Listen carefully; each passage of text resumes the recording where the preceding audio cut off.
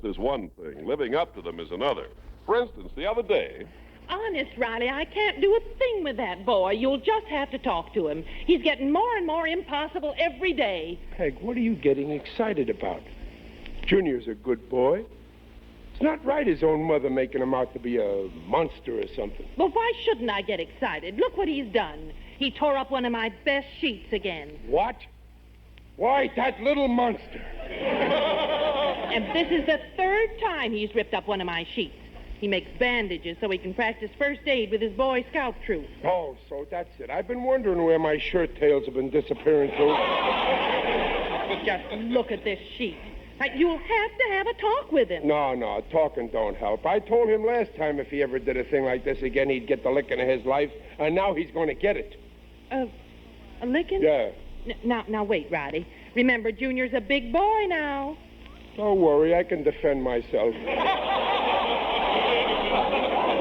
But, Riley, after all, it's only a sheet. That ain't the point. The point is he disobeyed me. He's got to learn to have respect for my word. Well, I know, but can't we just stop his allowance for a while? No, that won't do no good. I already owe him 5 weeks.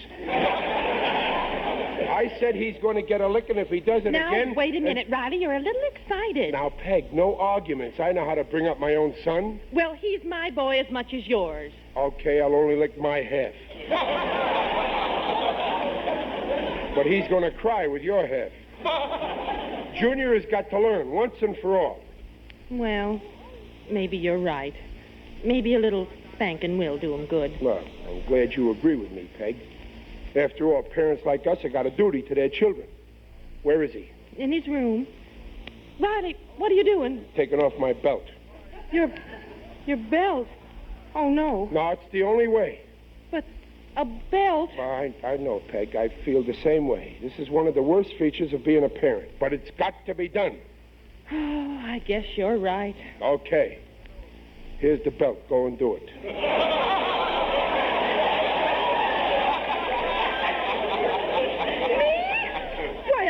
I will not. This spanking is your idea. It is not. It was my father's idea. I'm only passing it along. Now, Peg, this is no time to get soft-hearted. You got to be strong. You spank him. I'll cook dinner. I knew it. You like to talk big, but when it comes to Junior, you're just a softy. Who's a softy? I know how to bring up a kid as well as the next guy. Oh, Riley, you're such a windbag. Oh, I am I? Okay, give me that belt. I'll show you. Oh, now, wait, I'll Riley. show you I'm the kind of a man when I say something, I mean it. I don't blow hot one minute and cold the next. I only blow one way. So don't you call me no windbag.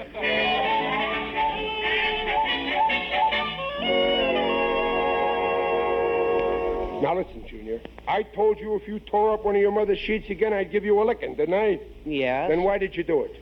Well, I didn't think. You didn't think. I ain't going to take that excuse from you. They don't take it from me. Why should I take it from you? Oh, well, gee, Papa, I know I shouldn't have done it, but we needed bandages to practice for our first aid badge, and Walleye Simpson said it was my turn to get them, so... So you tore up your mother's best sheet. If you needed bandages so bad, why didn't you take the allowance I give you and buy them in the drugstore? Well, the drugstore won't take IOUs. That's no excuse. Junior, you got to be taught a lesson. Now, don't argue. You won't get out of it that way. I ain't a softy. Come on, bend over. Okay, Pop. Wait a minute. I'm giving you your last chance. Give me a good excuse why I shouldn't spank you. Well, I can't. Okay, that settles it. No more talk. Bend over.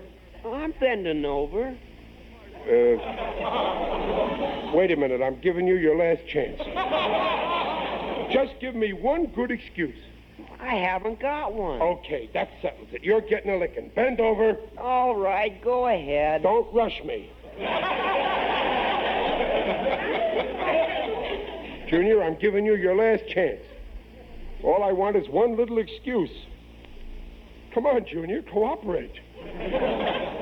Well, I told you I didn't think. Okay, that settles it. This is the end. Come on, end over. Bend over. Hurry up, Pop. Don't tell me what to do. You gotta be taught a lesson, Junior. Well, I might as well get it over with. Well, why don't you say something? What do you want me to say? Anything, son, as long as you make me mad. I haven't got anything to say. Well, okay, this time you talked me out of it. But next time, watch out. You're not going to spank me, Pop? No, but don't think it's because I'm a softie. I just don't want to hurt my hand. In case I ever decide to take harp lessons.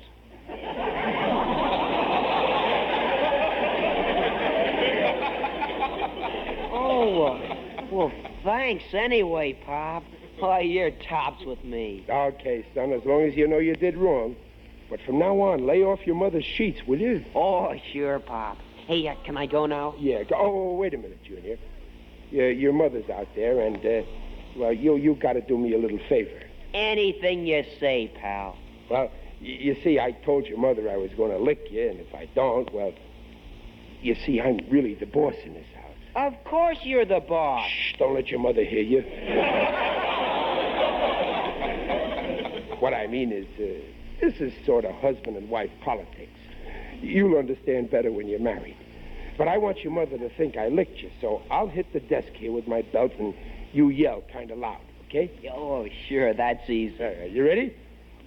I'm sorry, Junior. You gotta be taught a lesson. Take that! Go on, Junior, yell. Ow! Ow! Oh, please don't hit me. Ow! And take that! Ow! And that! Ow! I'll show you who's boss. Take that! Ow! Oh, you're killing me. Junior, don't overdo it. Take that! Ow! Oh, help! Riley! Help! Riley, what are you doing in there? Open this door and let me in there. When I Stop say it. a thing, Peg, I mean it. She's falling for it, Junior. Keep it up. Take that! And Ow! that! And Oh, that! oh, please don't hit me. Ow! Help! Yes, sir, Brother Gillis. Cozy little shack you got here. Truly livable. Oh, thanks, Brother Dakin. Right next door to Brother Riley's joint. Yeah, I know. You're lucky to live alongside of a fellow member of the BPLA. Oh, yes, sir. And there ain't a better member than Riley in the Brooklyn Patriots of Los Angeles. Speaking of Riley, that's one of the things I want to converse to you about. Oh, fine, Brother Muley. Converse away. Well, you see, say, do you hear any noises? Noises? No, can't say that I do. Well, as I was saying, the executive board of the lodge is thinking of appointing Riley as chairman of one of our new committees. Oh, you couldn't get a better man for the job. You know, our friend Riley's a man who loves children, and I think we should put him on the Child Welfare Committee. Are you sure you didn't hear nothing? Oh, sure, I heard every word you said. You know, I think you got a good idea there. Riley understands children. He's sweet and kind. Pardon me, Brother Muley. I think I do hear something. Let me open up the window. Take that! And that! Ow! And that! Oh, Papa, don't hit me. Please don't hit me anymore. Oh, so that's the noise. Ow! Just some neighbor beating the daylights out of his kid. Oh. Yeah, now, after mulling over your suggestion, Muley, I think Riley will make a gorgeous chairman. I'd trust my own kids with him, you know. What neighbor was you referring to just before? Why, my next-door neighbor. You see, on my right there's Riley, and on my left I got... On your left, you got an empty lot. You mean that yellow was... Oh, no. It can't be Riley and his kid. It's a cinch it ain't a gopher beating up on a kid gopher. No, it can't be. Take that, Junior! And that! Help! You're murdering me. Listen to that. He's beating this kid all right. Beating him? He's manslaughtering him. Well, come on, Gillis. Let's get over there before it's too late. Ow! Okay, Junior, Help! okay, Junior, okay, that's enough. Here's a dime for your trouble. Oh, thanks, Pop. Riley, if you don't open this door... It's okay, Peg, I'm all through now. He's learned his lesson. Junior, Junior, I'll go out first, and then you come out. Remember, groan a little when you come out. Make it look good. Yeah, okay, Pop. Riley, I'm coming. Riley, are you out of your mind? What did you do to Junior? I'm a man of my word, Peg. I said I'd lick him, and I done it. Oh, let me in there. I want to see my poor baby. Well, I sure put one over on her. Oh, hello, Brother Lodge Brothers. Come in. You bet we're coming in. Riley, how could you? Well, how could I what? Don't deny it. We heard the poor kid screaming. You ain't human. You're a monster. An inhuman frankfurter.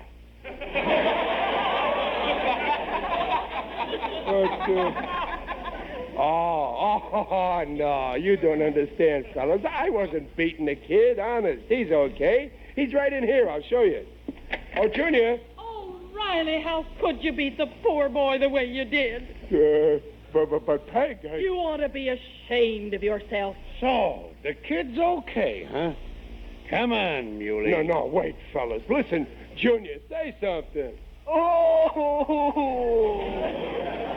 That's all, Riley. Come on, Brother Dakin. Let's get out from this chain gang he's running here. What a revolting development this is.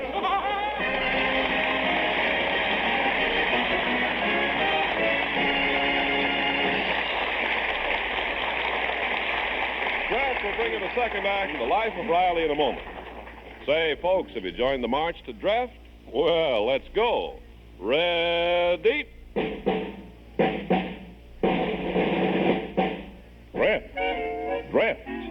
Draft your dishes and oh, how they shine. Shine without wiping in half of the time and look bright. Right. So don't you get left, get draft. Yes, everybody's marching to the store for draft. The greatest suds discovery in 2,000 years. Draft, Procter & Gamble's sudsing miracle that gets dishes so clean they shine even without wiping. Here's why Draft works such dishwashing miracles. Draft is a wonderful new kind of suds, different from any soap you ever used. You know how all soaps leave cloudy streaks on dishes unless you polish them. Well, Draft suds rinse clear. Leave dishes so clean they sparkle, towel or no towel. Yes, and you like the way grease just disappears like magic. Draft gets rid of dishpan grease the way no soap in the world can do. Draft's kind of hands, too. So no wonder millions of women from coast to coast are changing to Draft.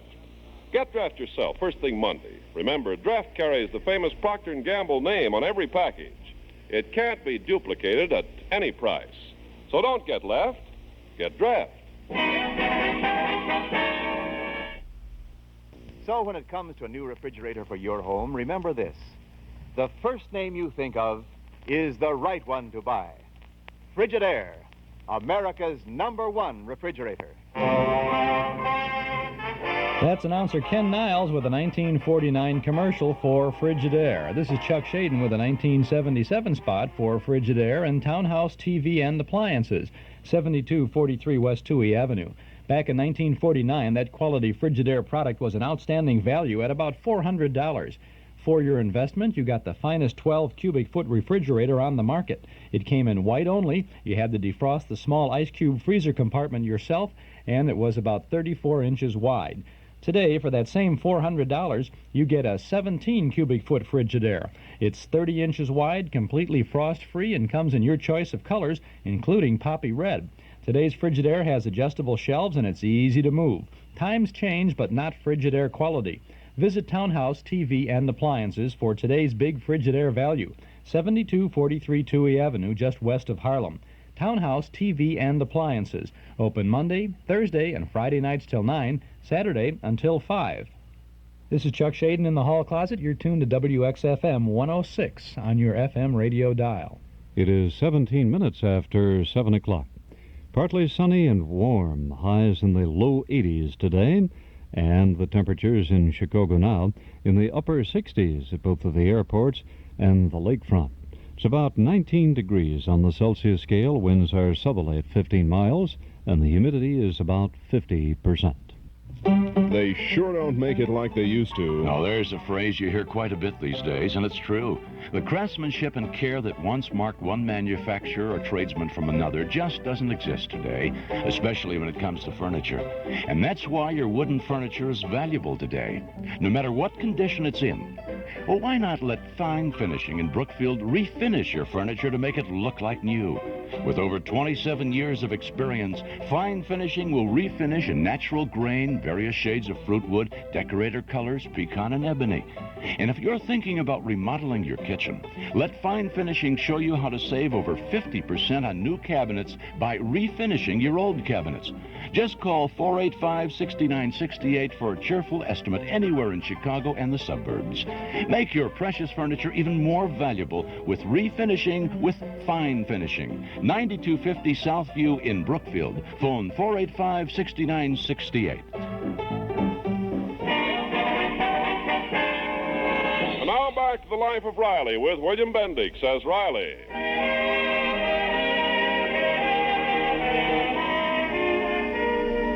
After vowing to lick his son, Junior, to discipline him, Riley at the last moment got chicken-hearted and couldn't go through with it. In order to save face with his wife, he only pretended to spank the boy. But two of his Lodge brothers heard Junior's fake screams and now believe that Riley is an inhuman father. To make matters worse, Peg is of the same opinion. But, Dumplin', let me talk. Nothing you say can excuse what you've done. Beating a defenseless boy. Discipline is one thing, but... You'll only listen to me for... Junior, say something. No! That's enough already. Stop acting. Tell your mother what happened. Oh, it's okay? Yes, for heaven's sake, tell her. Oh, well, Pop only pretended to hit me, Mom. What? Well, sure. He was just hitting the desk, and I made out I was hurt. Pop just wanted to fool you. Chester Riley, you didn't beat him. Why, you ought to be ashamed of yourself.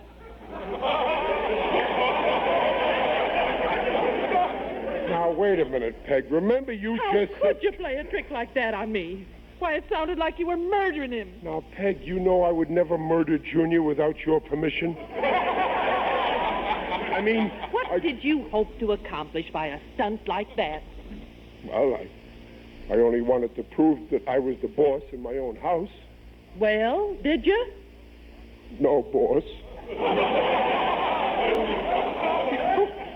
Riley, I can't be angry with you.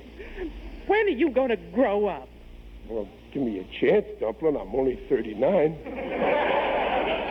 After all, I'll get it. Hello? Yeah. When? Right away. What's it about? Violating the Constitution. I'll be right over. What's the matter, Riley? Emergency meeting of the Supreme Council of the Lodge. Trouble. What's happened, Pop? I don't know the details yet, but some no-good beast is going to get thrown out of the lodge.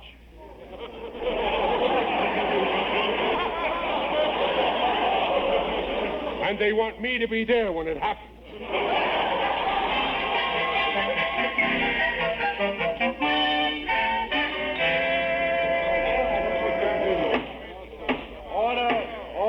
Order. Brothers of the Supreme Council, we have now heard all the evidence against the defendant Riley on the charge of violating Section 49, to wit, acting in a manner inconsistent with the dignity and social responsibility of the human being, or in other words, slugging your kids slap happy. Are you ready to pass judgment? Yeah, we're ready. If it pleases the court, I would like to say something. The chair recognizes Brother Goldberg. Thank you. I recognize the chair. It may not have no bearing on the case, but we ain't heard yet from Riley. Who wants to hear from Riley? This court don't want to get its mind confused by hearing two sides to a story. Well, I ain't standing up for Riley, understand? But we got to keep an open mind. Instead of voting him guilty without a trial, I move we hear his lying story and then vote him guilty. I second the motion. Hey, fellas, what goes on? What's the big idea starting a meeting without me? Order in the court. The charge is violating the Constitution. We are about to dish out a verdict. Oh, well, that's okay with me as long as I got here in time to toss that weasel out on his ear. It has been suggested that before voting, we give the accursed a chance to defend himself. No. Nothing doing. Any member who'd violate the Constitution don't deserve no hearing. I vote we give him the bum's rush. Take a vote, Mr. Chairman. All in favor we should throw Riley out of the lodge, say aye. Aye! Aye! Them opposed? Nobody! Throw him out! Where is he? Come on, Riley, show your miserable face. Stand up and dig.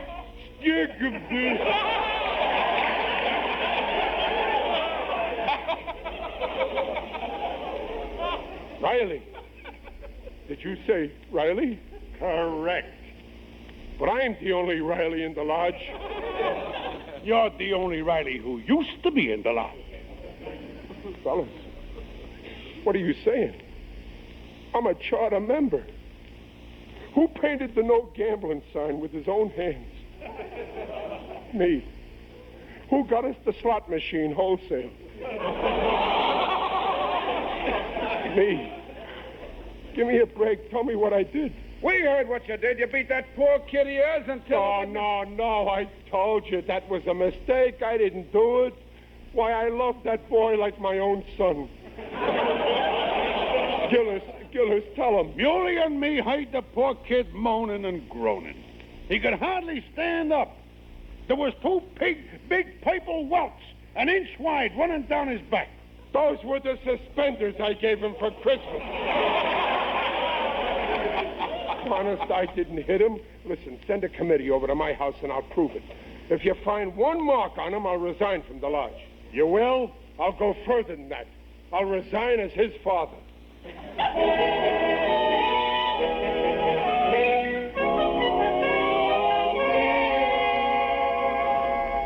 Hey, take it easy with that bandage, Walleye. You're choking me. I know what I'm doing, Junior. I've been practicing first aid a long time. Now lie down. Yeah, well, go easy. I'm doing it just the way it says in the Scout Manual. Whenever there's a suspicion of a fractured jaw... Yeah, all right. Get finished. My neck's getting stiff. I just have to put on the adhesive tape. Hey, do I have to keep my arm in this sling? Sure, you're supposed to have a possible broken arm, too. Yeah, well, hurry up, will you?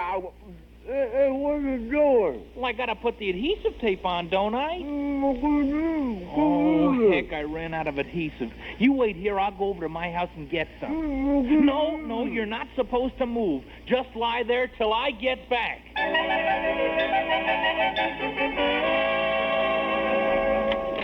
Okay, fellas, now I'll show you. Junior, you'll see you were all wrong. I hope so, Riley, for your sake. You'll see. Oh, Junior.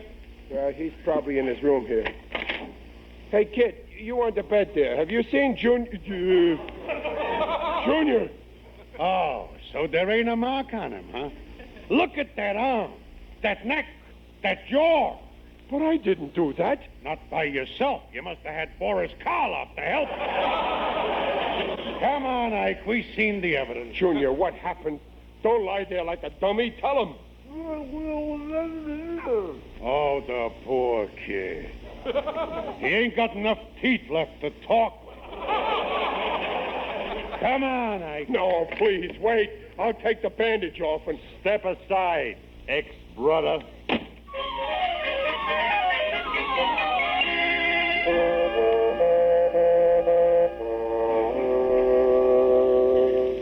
Oh, what a mess. I'm so ashamed. I wish I could go someplace and just drop out of sight. I know just the place.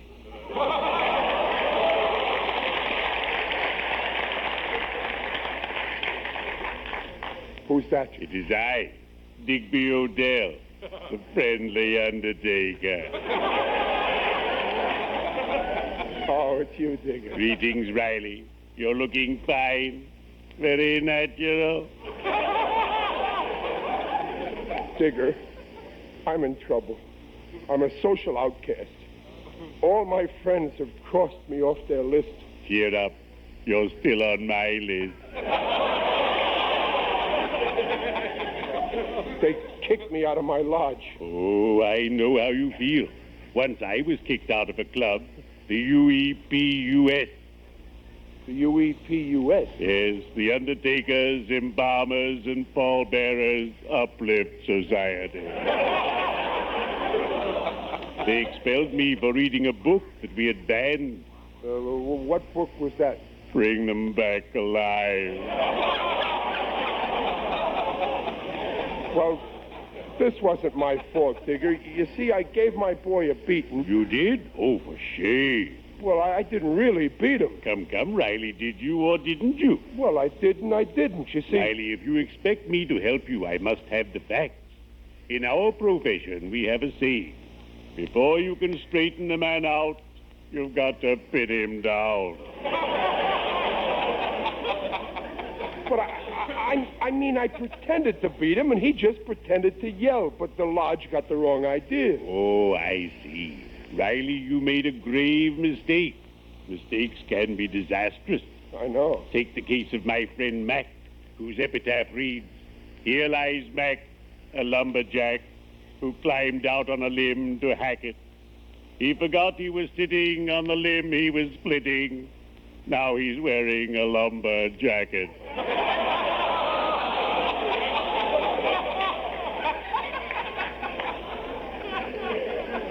I don't know what to do, Digger. Oh, nonsense. It's very simple. If Junior is unharmed, prove it to your lodge brothers. Show them the lad, alive and kicking. Then they'll clear your name.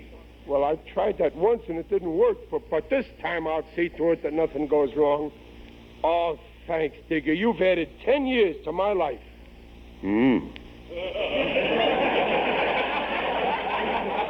Well, cheerio. I'd better be shoveling off.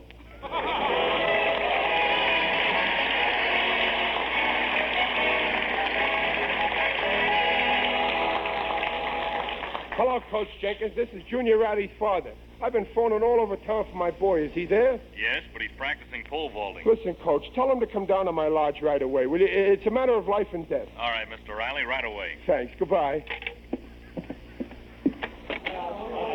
Listen, brothers. We gotta start the meeting, Riley. Oh, but I just located Junior. He'll be here any minute. Oh, you stalled long enough. Write out your resignation. Here's a pencil. Lick it and start writing. Yeah, come on. Okay. That's the way you feel about it, I'll quit. What do I care? What did I ever get out of this lodge anyway? Shoot pool 3 nights a week. Play poker with you every Saturday night. Go bowling every Sunday afternoon. Go to the fights with you every Friday. Listen, fellas, you gotta take me back. I can't live without you. Please have mercy. Well, okay. One thing we got is mercy. You got 5 minutes.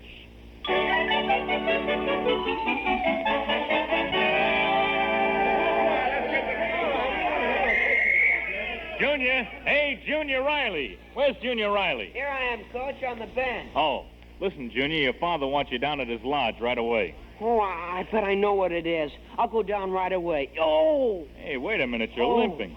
Oh, I just twisted my ankle in the last jump. Let me see it. Bad swelling. You better stay off that ankle. Don't put any weight on it for 24 hours, you hear? Oh, but, Coach, I got to get down to that lodge. My father's in a spot. Well, you can't walk. Wait a minute. I know what. Oh, Jake, get out of my office and get those crutches.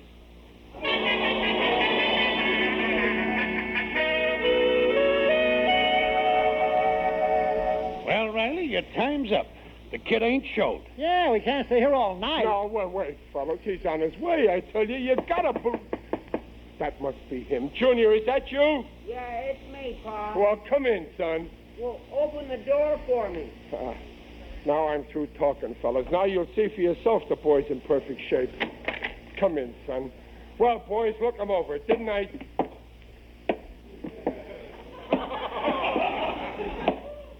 Junior, what are you doing with them hockey sticks?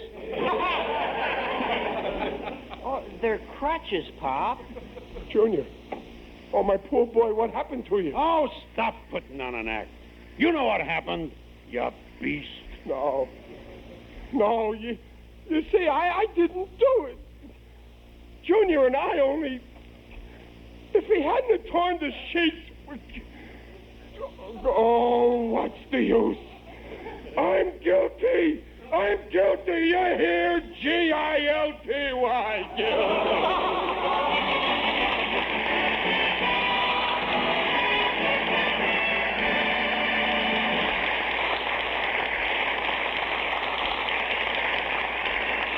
Rallies will return in a moment. Are you joining the Easter parade tomorrow, ladies? Well, here's a friendly tip. To help keep your frilly new Easter blouse, pretty new lingerie, and sheer nylons looking as lovely as they do now, use Draft. Yes, Draft offers brighter, fresher, safer cleaning than any suds before in history. Why, take stockings. Nightly Draft washing will make them look lovelier and wear longer than with even expensive soap flakes. As for underthings, why, Draft's gentle suds keep their colors sparkling bright washing after washing. Your new sweaters, too. Draft will wash them softer and fluffier than you ever dreamed possible. You see, Draft never leaves a dulling soap deposit in fabrics the way all soaps do. Draft suds rinse clear, leave colors sparkling. So to help keep your nice washables lovely and new-looking, use Draft. Don't get left. Get Draft.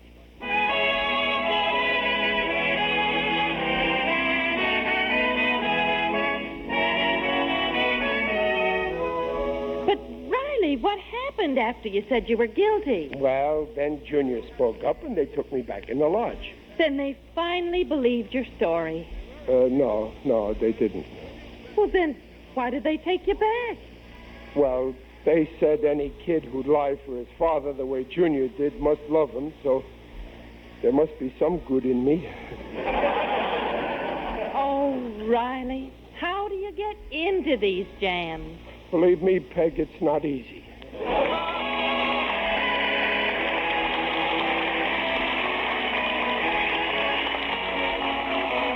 Procter & Gamble, makers of Draft, the sudsing miracle for soaps, nylons, woolens, dishes, invite you to be their guests next week to hear The Life of Riley with William Bendix as Riley.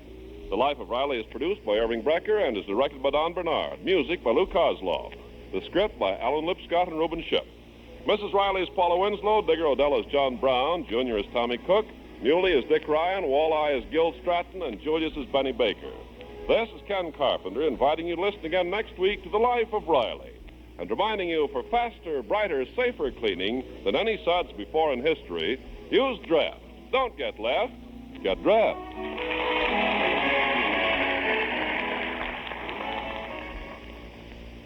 Not 50, not 75, but 100%. Yes, it's 100% true. Dreen reveals all your hair's natural luster, removes all dulling soap film. For Dreen is not a soap shampoo, leaves no dull film, as all soaps do. For brilliance, glamour, you see what we mean. 'Cause your hair can have that dazzling sheen the very first time that you use Dreen. Never before Dreen could any shampoo leave hair so lustrous, yet so easy to manage. Listen again next week when Draft, the sudsing miracle for soaps, nylons, woolens, dishes, brings you The Life of Riley. This is NBC, the National Broadcasting Company. The Life of Riley, William Bendix leading that life on the day before Easter back in 1947, April 5th of that year. Draft, it ends with T, and all that sort of business.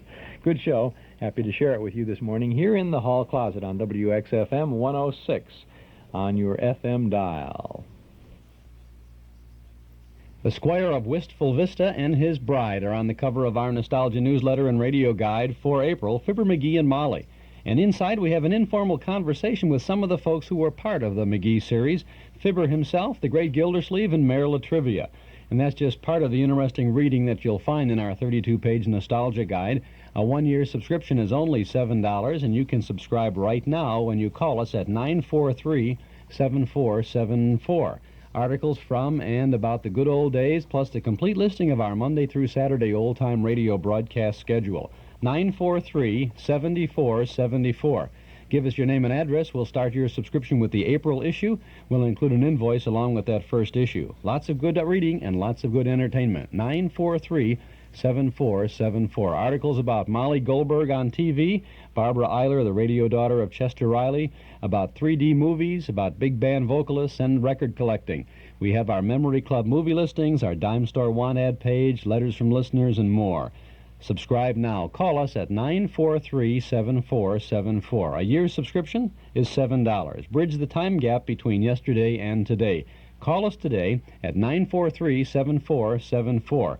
We'll start your subscription with the big April issue. If you like, just send $7 to Nostalgia Newsletter, Box 421, Morton Grove 60053. But if it's easier, give us a buzz right now or at any time that it's convenient at 943-7474.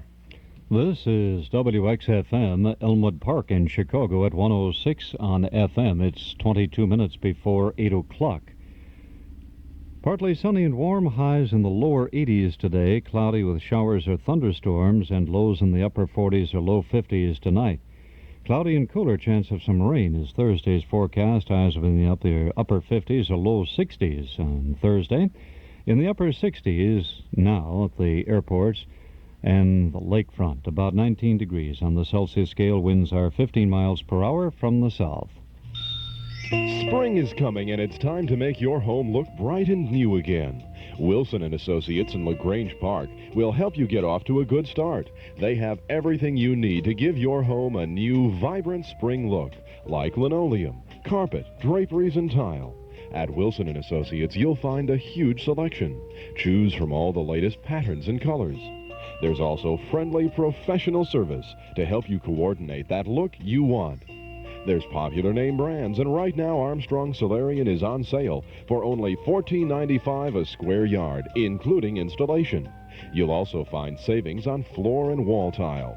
Everything you buy at Wilson will be professionally installed. So take advantage of this sale to help you get started in your spring redecorating. That's Wilson & Associates at 1144 Maple in LaGrange Park. Open Monday through Saturday from 10 a.m. Tomorrow morning in the hall closet here on WXFM, we have a command performance with Betty Davis and Jimmy Durante. We have Stan Freeberg's show and the $1 Billion Show with Bob and Ray hosting a salute to radio station WEAF in New York on the 30th anniversary of commercial radio. Lots of little sound clips from their closet, as a matter of fact. Friday morning, we have Milton Berle, Jack Benny, and Red Skelton. And let's see, look ahead. Our trusty Nostalgia newsletter here for next week says Monday of next week we'll have Burns and Allen, Tim and Irene, and Spike Jones and the City Slickers. That's pretty good, too. And on Tuesday, Glenn Miller's Sunset Serenade. So we got some nice things coming up ahead of us. That's a nice thing right now as we go back to the, I think this is about 1950, early 1950s for this Bob Hope show. Rosemary Clooney is the guest on the program from Los Alamitos Naval Air Station. Les Brown, the Band of Renown, and Bill Goodwin. The Bob Hope Show.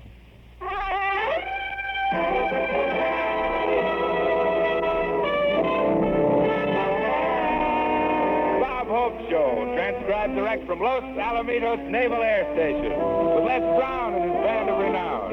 Our special guest, Rosemary Clooney. And here he is, Bob Hope.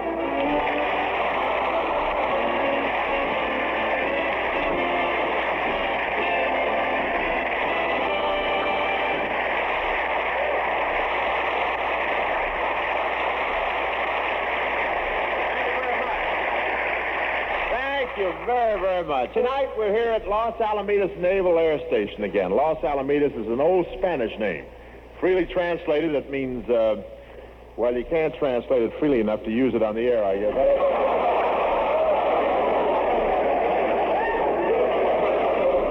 I must say these boys are all Navy technicians and flyers. You know what a naval flyer is? That's a sailor with enough room in his pants to carry a parachute. Are wonderful. This base is situated near the towns of Los Alamitos and Seal Beach. That's like being between nothing to do and nowhere to do it.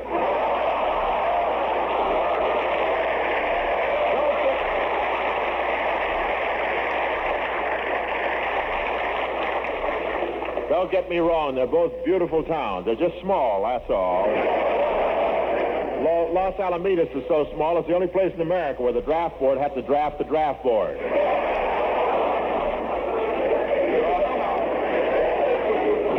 They got so many officers here, 3 guys just went to the hospital with saluting fatigue. And boy, are these flyers young. Recruiting officers have been in a lot of classrooms looking for volunteers. I know one student who's been in Korea 6 months, and all he did was raise his hand to leave the room.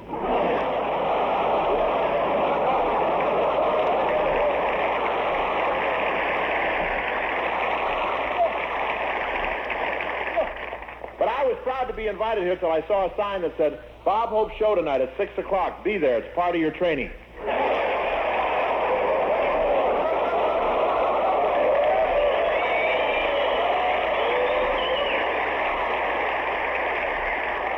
There are 73 women stationed here. Half of them do office work, and the other half string barbed wire around the first half.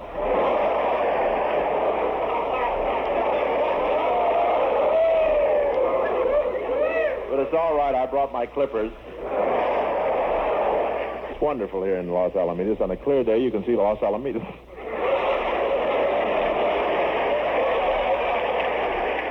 Now, the fog really gets thick here. This morning I saw the officer of the day standing in the middle of a crap game, listening for a crap game.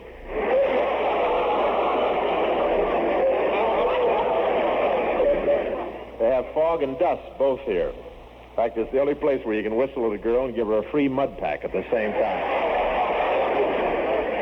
And there are a lot of oil wells in this vicinity. Yes, sir, this is really big oil country, and every Saturday night these guys are out looking for gushers. But I want to tell you, these Navy technicians picked up a lot of knowledge in the service, and one radar man with a lot of experience in detecting the approach of an enemy object really leads a happy home life now. He's out of the house 3 hours before his mother-in-law arrives. And an ex-Navy aircraft mechanic opened a garage in North Hollywood, and the other day he overhauled my car, and he did a wonderful job except for one thing. Every time I shift in a second, the wheels fold up into the fender.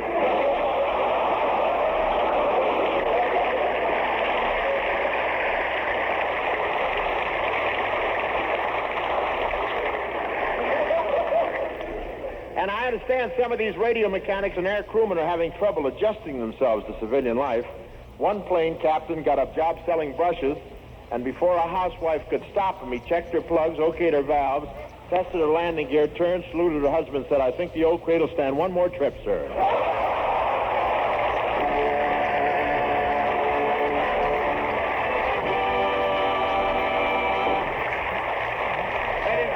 You know, we've all seen Bob Hope in the movies and on TV and heard him on the radio. To achieve these things, it takes a huge amount of work. Now, at home, Bob doesn't sleep all day. No, he doesn't sleep all day like other movie stars. In fact, every morning at 7:30, he springs out of bed the instant the alarm clock goes off.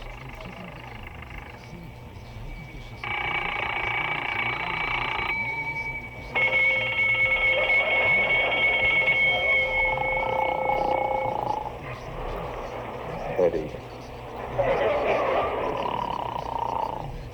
Lana. Rita. Bob. Eddie. Bob. Eddie. Bob, wake up. Later, you fool. Oh.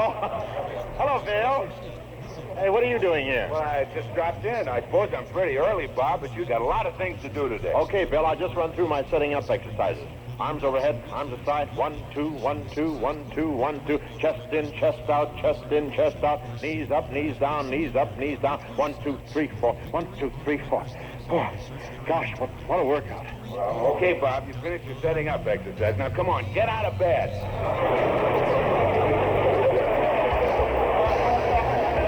All right.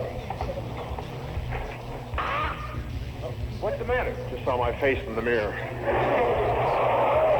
I was over at Marilyn Maxwell's last night. My right eye is all bloodshot. Just your right eye? Yeah, there's only one keyhole.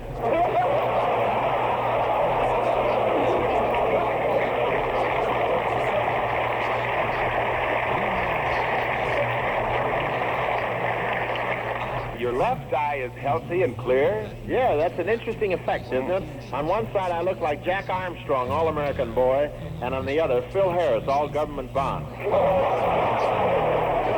Oh, by the way, Bob, there's a woman reporter waiting downstairs to interview you.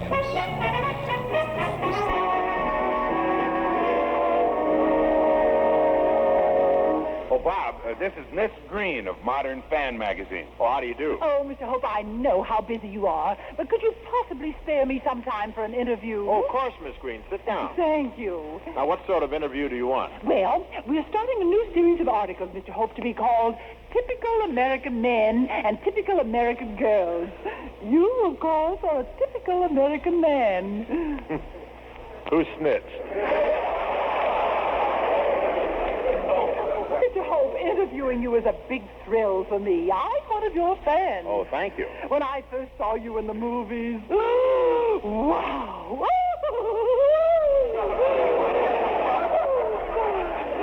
You might say it was a girlish crush. Girlish crush? Yes. I didn't know I'd been in pictures that long.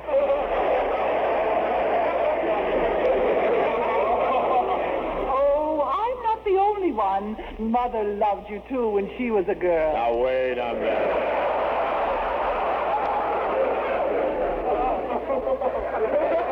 I don't go back to the gay 90s, you know. Exactly how old are you, Mr. Hope? It'll be an interesting fact for my article. Well, Bob's a little shy about giving his age, Miss Green, but I can tell you he's exactly... Oh, never mind, Bill. Never mind. Miss Green, I'm 32. Oh, now the truth, Mr. Hope. Okay, I'm 33. When were you born? May 12th, 1907. I mean, 1912. 1913, 19... What's your real age? When he comes around to 1907 again, yell bingo. Say, Bill, William G. Yes, Bob. You like my house here, don't you? Sure, I like your house. Why? Well, go get in your car, start the motor, and see how it looks in your rearview mirror, will you? Now, Miss Green, I suppose you'll want some pictures. Where do you want to take them? Well, this interview is to feature both you and Rosemary Clooney. Rosemary, yeah, but that's swell. So I thought we'd take the pictures over at Miss Clooney's house. I'll go over there now. Could you come along after you've had your breakfast? Oh, I'll be glad to. Well, I'll see you later, Dollface. Dollface?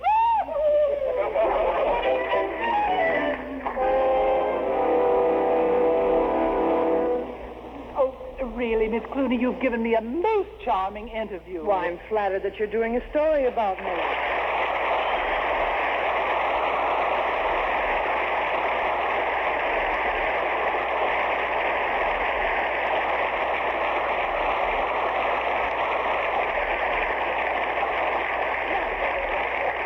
Now, getting back to Mr. Hope, you say that in your next picture you'd rather have some other leading man? That's right. Well, tell me, what's wrong with Bob? Oh, nothing really. It's like having an automobile. If you can have a new model, why go around with an old jalopy? I see. So I figure if I can have fluid drive, why bother with Bob and his old-fashioned clutch?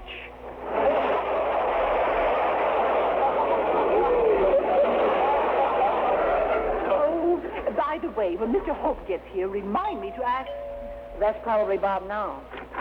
Oh, would you announce me to Miss Clooney, please? Just say that Bob Hope is here. Walk right in. She's in the living room. Okay. Oh, hi, Rosemary. Hello, Miss Green. Hello, Bob. Say, that butler of yours doesn't work very hard, and he's got such a shifty look in his eyes. Better fire him before he steals your silver. Bob, that was my father. Oh, well, he's really very nice looking, isn't he? There was that other character with him who looked like a crook. There wasn't anyone with him. There wasn't? No, but we do have a very large mirror in the hall. Maybe that was it, yeah. Well, now that we're all together, I can get all the facts I need for my story. Rosemary, tell me, how is it working in a big Technicolor musical? Wonderful. Although I was a little worried at first about how my hair would photograph. Well, naturally, attractive hair makes a great difference in how a person looks. Oh, you can say that again. If Zsa Zsa Gabor had her hair on her chin, she'd be Gabby Hayes.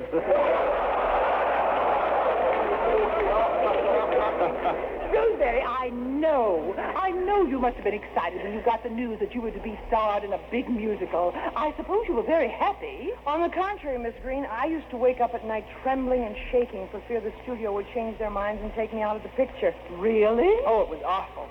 I became so absent-minded that one morning I got on the Hollywood Boulevard streetcar and sat right on a fat man's lap. Oh, well, you don't have to worry about that anymore, dear. Of course not. Bing's in Europe now. It may seem funny, but let me tell you, it was very embarrassing at the time. I once had an embarrassing experience like that, Rosemary. I was sitting in the movies, and all of a sudden I had a horrible sensation. Something was pressing against my foot. Something cold and clammy. Goodness, what was it? The foot of the lady sitting next to me. We'd both put on the same shoe. Miss Clooney, I have a question that may embarrass you, but I'm going to ask it anyway. What's that? Well, Mr. Hope mentioned Bing Crosby a moment ago. You've worked with Bing, haven't you? Yes, I have. And you've also worked with Bob. I think my readers would be very interested in knowing which of the two you prefer. Well, Bing is very nice, he's very talented, and very considerate, but I like Bob better. You do? Yes, for one wonderful reason that you very seldom find these days. Bob is a man a girl can absolutely trust. What'd you say? That's right, Bob. At any time, any place, a girl can always trust you. Well, that's the nicest thing anyone ever said about me, and I hope I can live it down.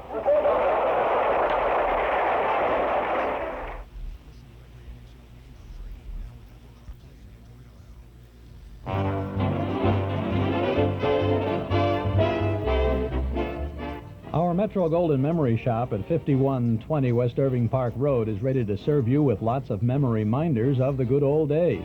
Hundreds of recordings of old-time radio shows on cassette, 8-track tape, and on LP records. Plus big band, soundtrack, and personality recordings. Lots of new things to bring back the old times. Lots of old things to provide more good times. Movie posters, magazines, books, cards, games, great jigsaw puzzles, gifts, and novelties. It's all there, and it's all waiting for you at our Metro Golden Memory Shop. 5120 West Irving Park Road, just east of Laramie. Pay us a visit real soon, won't you? Our MGM shop is open Tuesday and Wednesday from 11 a.m. to 6 p.m., Thursday, Friday, and Saturday until 8, and on Sunday from 1 to 5. Come in and see all the goodies at Metro Golden Memories. 5120 West Irving Park Road, 2.5 blocks west of Northwest Federal, just across the street from Nelson Hirschberg Ford. Metro Golden Memories, the MGM shop. It's 5.5 minutes before 8 o'clock. Partly sunny and warm, highs in the lower 80s today. Cloudy, chance of showers or thunderstorms, getting cooler with lows in the upper 40s to the lower 50s tonight. Cloudy and cooler, chance of rain is Thursday's outlook. Tomorrow we'll have highs in the upper 50s to the low 60s. Chicago area temperatures right now in the upper 60s at the airports and lakefront, about 19 degrees on the Celsius scale. Our winds are southerly at 15 miles, and the humidity is about 50%.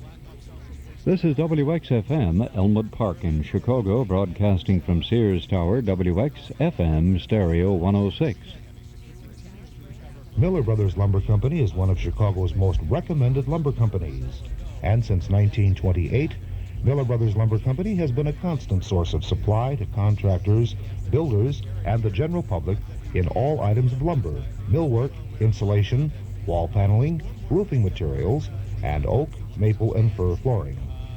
It's a fact you're never disappointed at Miller Brothers, but there's more to their reputation because they stand for quality, reliability, and top service. And most important, they stand for economy with rock-bottom prices.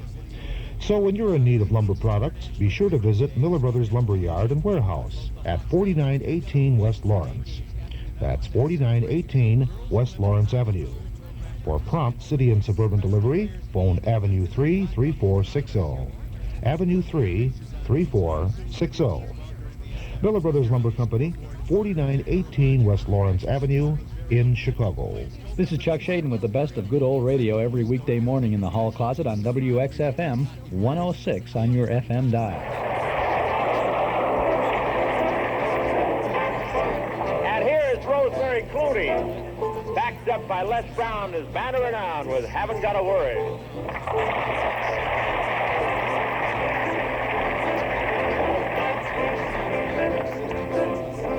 Birds can fly, so can I. I'm so happy I'm flying high. Haven't got a worry to my name. She's my friend, he's my pal. Everybody's my guy and gal. Haven't got a worry to my name. I do everything I do with brand new rhythm. Tell those lucky stars I'm moving right in with them. Fly the flag, ring the bell. What a future my fortune says. Feel so free I'll never be the same. I haven't got a worry to my name.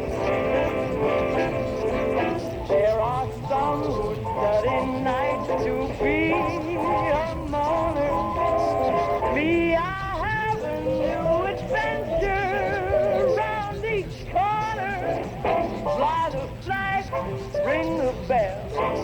What a future my fortune tells. Feel so free I'll never be the same. I haven't got a worry. Who's got time to worry? Haven't got a worry to my name.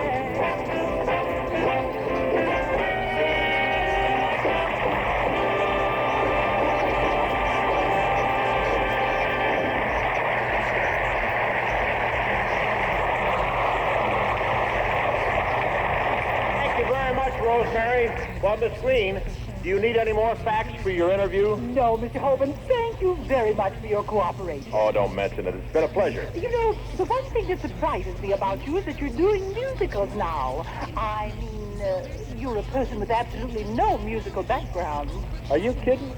I'm loaded with music. I'm so full of music, when I scratch myself, I play Till I Waltz Again with You. Why is it no one has heard about this? Well, it's a hidden chapter in my life, Miss Green. It was quite a few years ago in New Orleans. At that time, a great new art form was being born, American jazz. And New Orleans was its birthplace. I arrived there in a boxcar with a soul full of music that was crying out to be heard.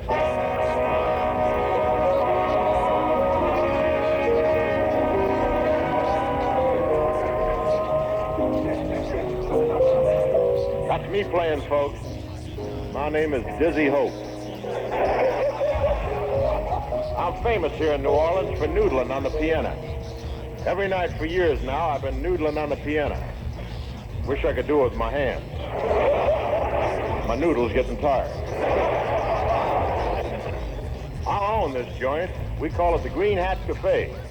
When you taste the food here, you turn green and ask for your hat. But it's all for kicks. This little joint is a place for real music here in New Orleans. The greatest musicians in this business all come from here. Bix, Wingy, Fat, Pop, Stuffy, Slim, Slam, Ziggy, Cozy, and John. We have to let John in. He's the only one that can read music. When the joint is crowded like it is now, I get that hot feeling in my fingers. I can play anything. Hey, Diz, how about Melancholy Baby? Okay, Charlie.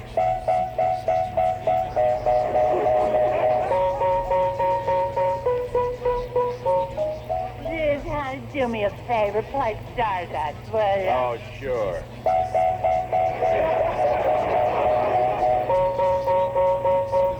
When I'm hot, I can play anything. Excuse me. Yeah? Are you the owner of this place? That's right. Hey, you're beautiful, sister. Thanks. I'm glad you're not my sister. What can I do for you, honey? I'm a singer. I'm looking for a job. Well, your hair is gorgeous. Your eyes are gorgeous. Your lips are gorgeous. Let me hear you sing. Your tonsils are gorgeous, too.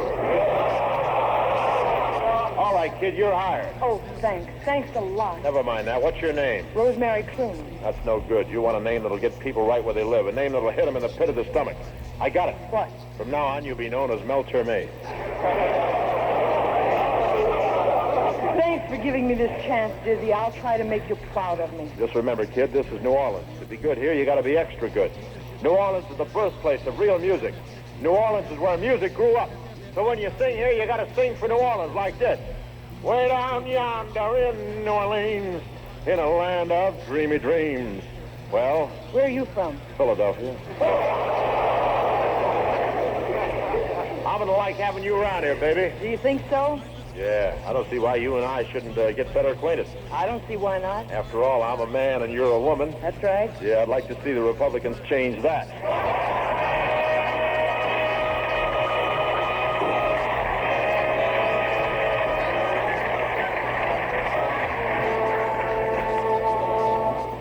Hey, Rosie, you've been singing here for 6 months now. You happy? Sure, Pop. I want to talk to you. Listen to me, baby. Okay, start chopping. I'm tuned in. Baby, the minute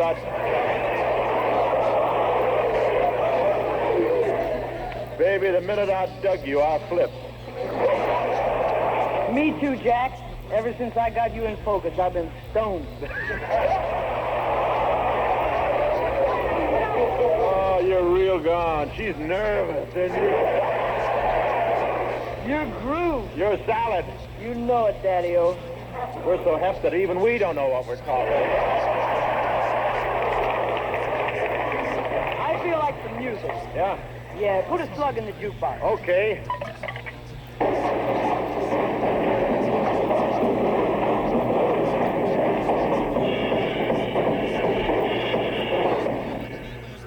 Hey, baby. Yeah? They're playing our song.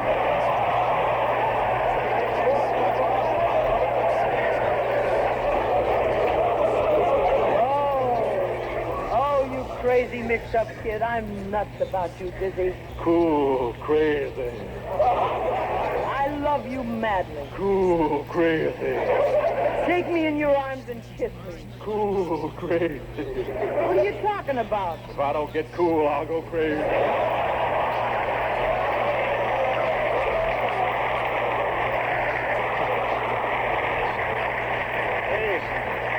Hey, stick with me, baby. Someday I'll buy you a Cadillac that just won't quit. I'm worried, Diz. The mob's taking over all the joints like this, and the word's out that you're next. I'm afraid they'll kill you. A bunch of cheap hoods don't scare me. Let's leave New Orleans while there's still time. I can't. I gotta play my piano. We could go to some other town, Chicago, New York, or Pasadena, maybe. I'll wait till they kill me, then go to Pasadena. I don't want to be conspicuous. Hey, you. Me? Yeah. You the punk that owns this joint, punk?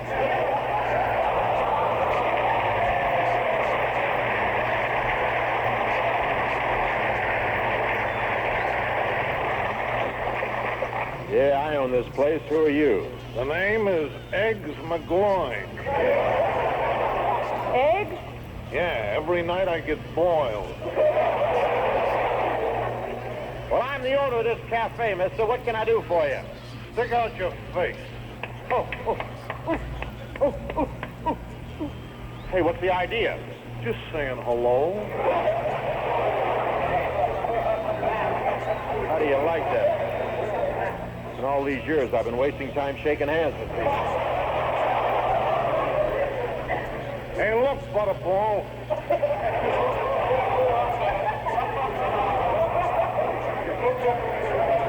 You, come down off your heels and listen to me, will you?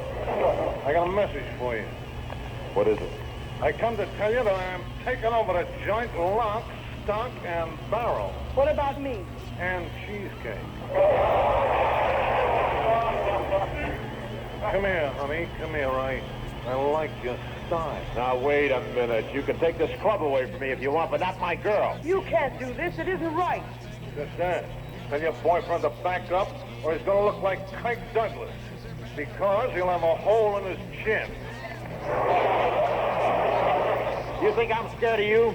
You think I'm scared of that gun in your hand? Well, I'm not, because you haven't got what it takes to use it. I'm going right to that phone and call them. What'd you say, Kirk?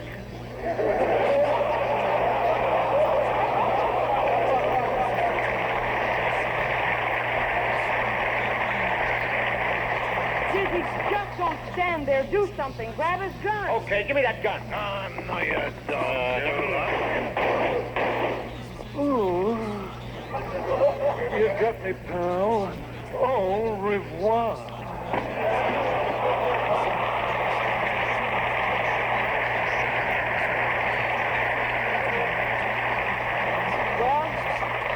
Well, he's done for. Yeah, I had to kill him. It's a shame, too. Why? Well, he's not the type. He'll never be happy in Pasadena.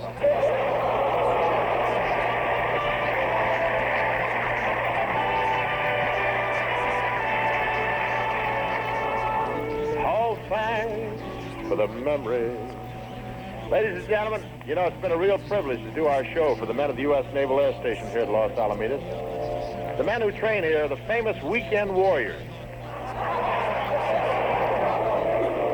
That's what they told me at the front office. They give 1 weekend a month and 2 weeks during the summer to their training. And believe me, it works. One squadron of jet carrier fighters flew 1,900 combat missions without the loss of a single pilot. Ladies and gentlemen, there's no greater tradition in the armed forces of our country than that established by the reserves, the men who leave the factory and the farm and the office to train and then to fight when the call comes.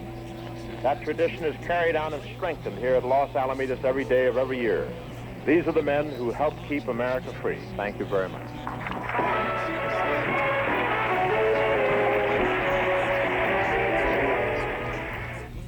That's the Bob Hope Show with Bob and his guest Rosemary Clooney from the early 1950s. Chuck Shaden here in the hall closet on WXFM 106. On your FM dial, we'll have an invitation for our Memory Club movie this Saturday and the KRAFT Music Hall with Al Jolson coming up in just a little bit. If you travel outside the United States for business or pleasure, then you know that your American-made appliances don't always adapt to foreign electrical sources. But you can easily solve that problem with a visit to International Export House at 2242 West Devon Avenue. International Export House features a complete selection of 110 and 220-volt appliances that can be used all over the world without converters or adapters. You'll find hair dryers and blow dryers, electric shavers, calculators, typewriters, coffee makers, radios, tape players, and so much more. International Export House features super discount prices on all the top names like Sony, Oster, Panasonic, and Brown. To introduce you to their super savings policy, International Export House is now offering Sony 90-minute cassettes, regularly $2.99, for just $1.50 each or $18 a dozen. Visit International Export House at 2242 West Devon Avenue.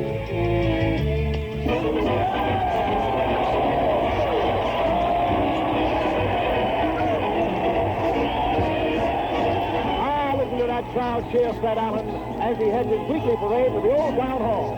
Fred leading the band with a celery stalk, followed by those dead beats of the theater, the mighty Allen Art Players. Let's join that happy throng. Everybody going! Everybody going! And everybody's going to get our cassette tape of the month for April. A full hour of comedy from 1938, Town Hall Tonight, starring Fred Allen, Portland Hoffa, and the mighty Allen Art Players.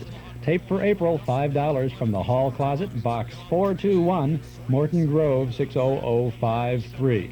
It's Fred Allen and Town Hall Tonight. You can get the tape at any office of Northwest Federal Savings or when you visit our Metro Golden Memory Shop at 5120 West Irving Park Road. 60 minutes of good radio comedy with Fred Allen and Town Hall Tonight. Our April cassette tape of the month. Get it by mail. Send $5 to the Hall Closet, Box 421, Morton Grove, 60053.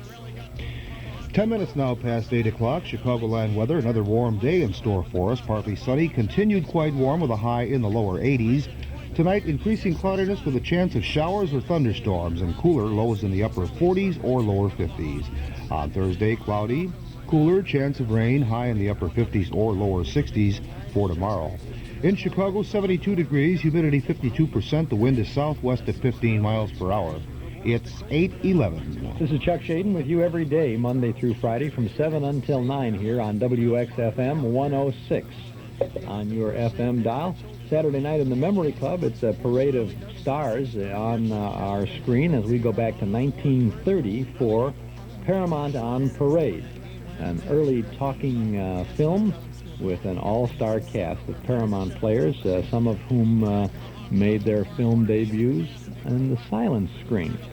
We have Jean Arthur, Clara Bow, Maurice Chevalier, Gary Cooper, Nancy Carroll, Leon Errol, Stuart Irwin, Miss Kay Francis, Frederick March, Helen Kane, Jack Oakey, William Powell, Buddy Rogers, and many others. You won't want to miss this film. An all-star movie from 1930, one of the early ones for us, in the Memory Club, which meets every Saturday evening in the community room at Northwest Federal Savings, 4901 West Irving Park Road in Chicago.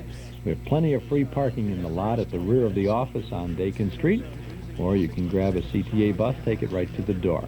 Our movies begin at 8 o'clock. The doors open at 7:30. Dues are $1.25 a meeting, payable at the door.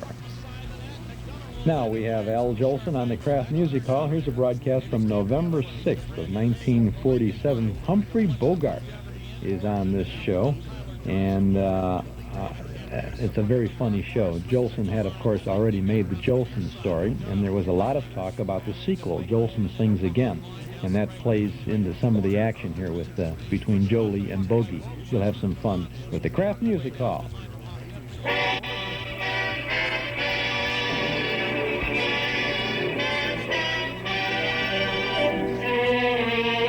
This is the KRAFT Music Hall, starring Al Jolson with Oscar Levant, Lou Bring and his orchestra and chorus, and our guest, Humphrey Bogart. So keep on looking for a bluebird and listening for its song. Whenever April showers come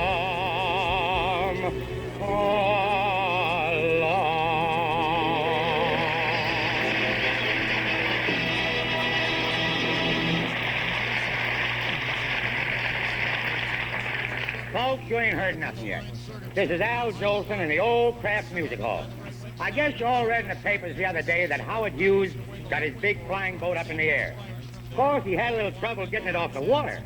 They found Senator Brewster underneath in a swimming suit trying to hold it down. But nobody better try and hold me down, because I'm going to take off for the Golden Gate. Come on, Lou Bring, let's have it.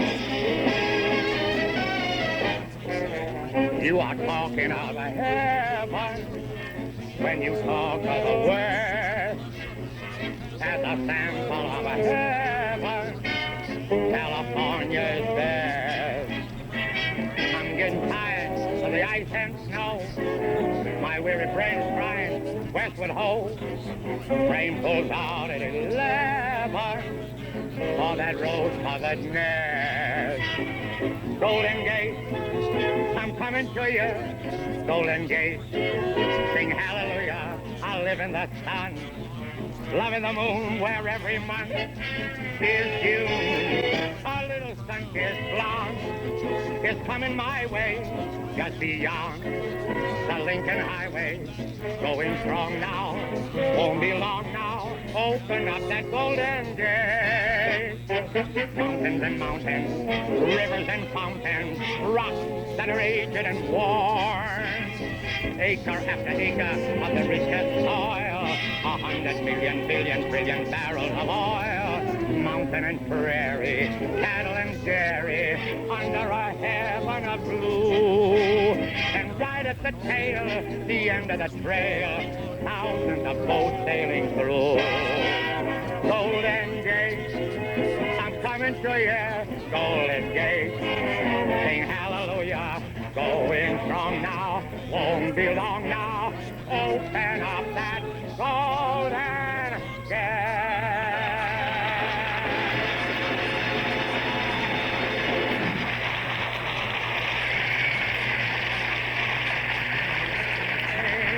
I'm coming to you, Golden Gate. Oscar, you shouldn't look so depressed after I sing a song like that. I can't help it, Al. I'm very downhearted. Why? I just found out I wasn't included in the list of the 10 best-dressed men. But Oscar... Oscar, wait a minute. What reason could they have for leaving you off the list of the well-dressed men? Because I'm a slob. Yeah, I know, but besides that, look. Probably because I don't like the new men's fashion. They want us to wear trousers 2 inches shorter. I wear mine that way. Of course. I got pretty ankles. My tailor already made my trousers 2 inches shorter. I don't know how to overcome it. Oh, that's easy, Oscar. Just get elevator shoes, and they'll push up farther up in your pants. Funny, I didn't think of that. I wish I hadn't. I had an idea for elevator shoes for tall women who go with short men. They're built-in holes in the ground. It's your turn. I know. Look. Oscar, don't mention women's fashion to me. If they're going around with that new look, they ain't going to get the old look from me, you know. What other kind of look can you give? That takes care of... I think all this stuff about fashions is ridiculous. They want a man to have 10 suits. How many suits have you, Oscar, if I didn't know? Well, I have one. But it's really not just a suit. No? When I take off the necktie, it becomes pajamas. I wonder why your pants had footsies in them. Look, Oscar, let's forget about fashion. You do need clothes. You know, playing the piano is wearing out the seat of your pants. What are you talking about? Singing is wearing out the knees of your pants. Now, wait a minute. Oscar, the day is past when I sing on my knees. What's the matter? Can't you get down there anymore? I can get down there, all right. The trouble comes when I try to get back up. This fashion thing can go too far. Next thing, they'll be shortening the keyboard on my piano. Tchaikovsky's Fifth will be down to a pint. Look.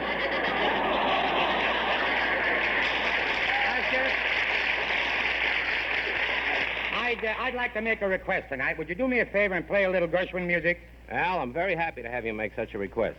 And I'm doubly happy when it's Gershwin. This is his second prelude.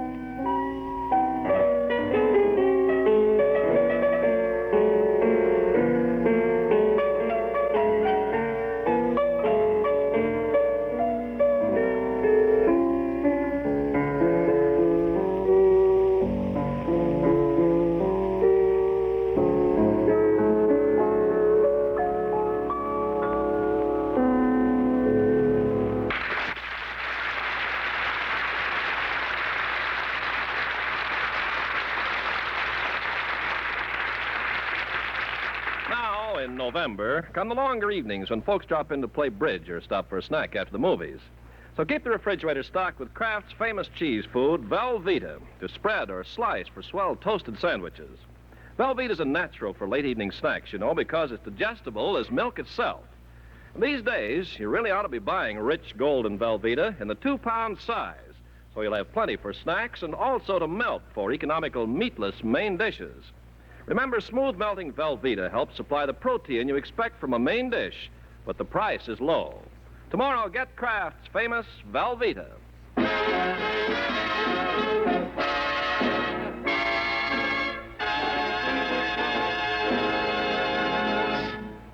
Behind the scenes with Fibber, McGee, and Molly. That's the big idea in our Nostalgia newsletter and radio guide for the month of April. We have Fibber and Molly on the cover of our newsletter, and inside a lengthy, informal conversation with some of the folks who were part of that famous long-running series.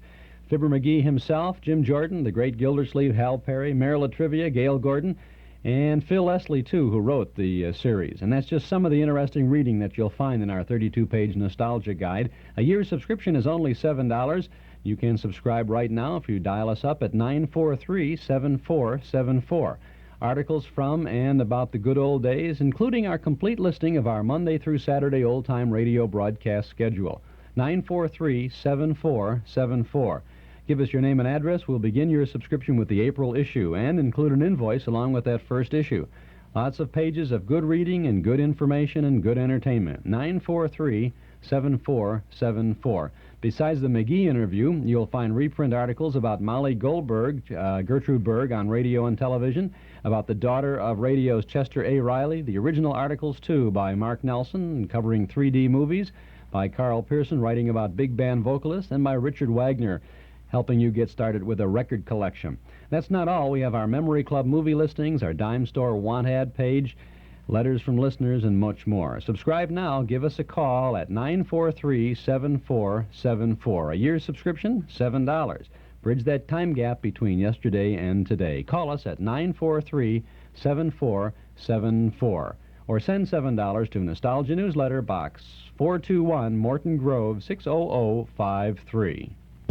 The House of Cactus in Evanston. It's a new and different kind of plant store. In fact, the House of Cactus is more than a plant store. It's a very special place where you'll receive plenty of personal advice on plant care and culture. At the House of Cactus, conveniently located half a block west of Chicago Avenue at 707 Main Street, you can browse and delight in the unusual, rare, and exotic, sometimes even funny plants from all over the world. Varieties for collectors or just plain old plant fanciers. You won't want to miss their specials on everything from peanut-sized cacti to huge specimens to enhance your home decor. You'll also find plant accessories, hanging baskets and pots. Marlene and Ray are always happy to answer any questions. So for rare and exotic plants, visit the House of Cactus soon. Located in a shopper's paradise on Main Street in Evanston at 707 Main, just around the corner from the Northwestern Depot. Continued quite warm today with temperatures in the lower 80s once again. Currently in Chicago, 71 degrees, the humidity 46%, the wind southwest at 16 miles per hour, and the time now, 8:24. This is Chuck Shaden with a hall closet full of old-time radio shows every morning here on WXFM 106 on your FM dial. To the tables down at Maury's, to the place where Louis dwelt. Bong! Oscar, look. Wait a minute. The Whip and Poop song has just come back. Don't send it away again, will you, please? But I like the tables down at Maury's. Yeah? Why? I often go in there and talk things over with a glass of beer. Well, why talk things over with a glass of beer? Two heads are better than one. Well, Oscar, look. I like those old songs. How about playing something new? Okay.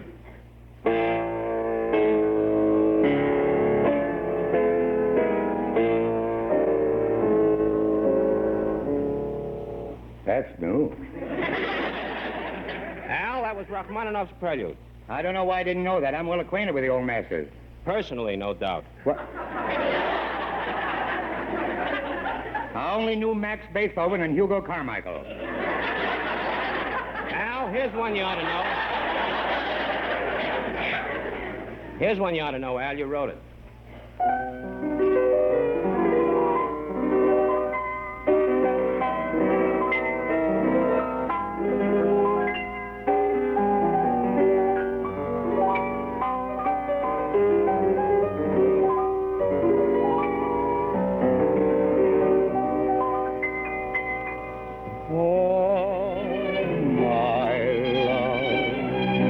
For you alone, it will still keep growing when most other love have flown. And all my love is forever new. It was just created, my dear, to be shared with you. As the the years go by, they can only bring just the endless joy of remembering. And our dreams untold that was so ideal will all fade as we make them real. I promise this by the stars above, dear, that I'll spend all my life giving you all my love.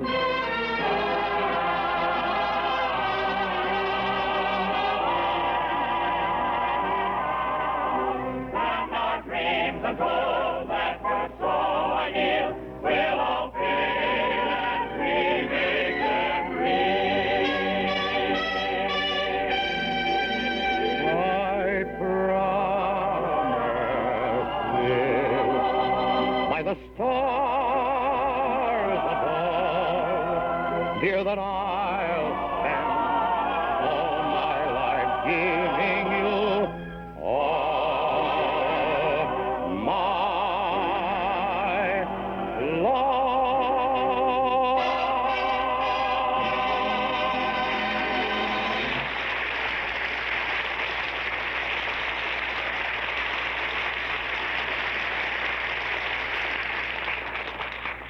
Bravo, bravo. Gee, Al, I like those melancholy songs.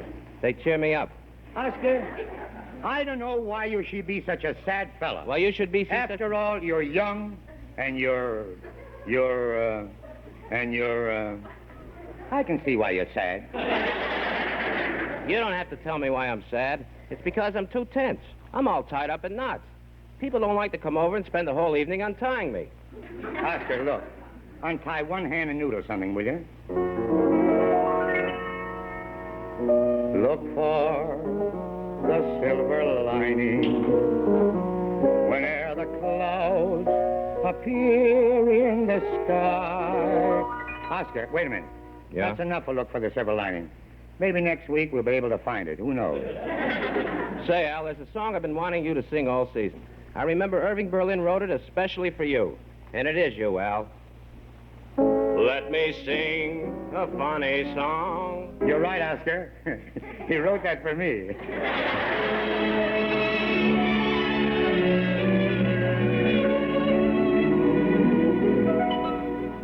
What care I who makes the laws of the nation? Let those who will take care of its rights and wrongs. What care I who cares for the world's affairs, as long as I can sing its popular songs. Let me sing a funny song with crazy words that roll along. And if my song can start you laughing, I'm happy. So happy. Let me sing a sad refrain of broken hearts that loved in vain. And if my song can start you crying, I'm happy. Let me croon a low-down blues to lift you out of your seat. If my song can reach your shoes and start you tapping your feet, I'm happy. Let me sing of Dixie's charm, of cotton fields and Mammy's arms. And if my song can make you homesick, I'm happy.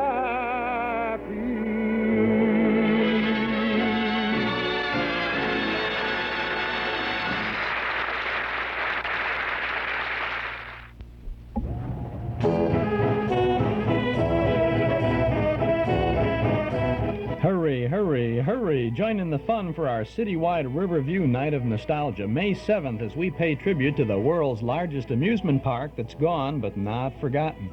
Yes, we're having a big Remember Riverview party at Lane Tech High School Auditorium on Saturday evening, May 7th, and you're invited. We'll have slides and films of the park that used to be at Western and Belmont.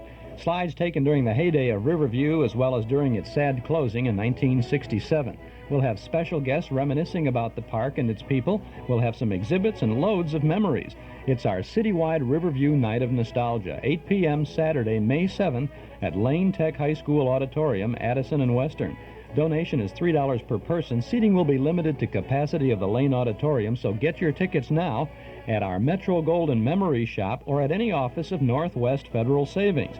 By mail, send a self-addressed stamped envelope to MGM Shop, 5120 West Irving Park Road, Chicago 60641. Hey, it'll be a real roller coaster ride through the good old days of Riverview, remembering Aladdin's Castle, the Bobs, Hades, the Caterpillar, the Silver Streak, the Shoot the Chutes, and the Mill on the Floss, and so much more.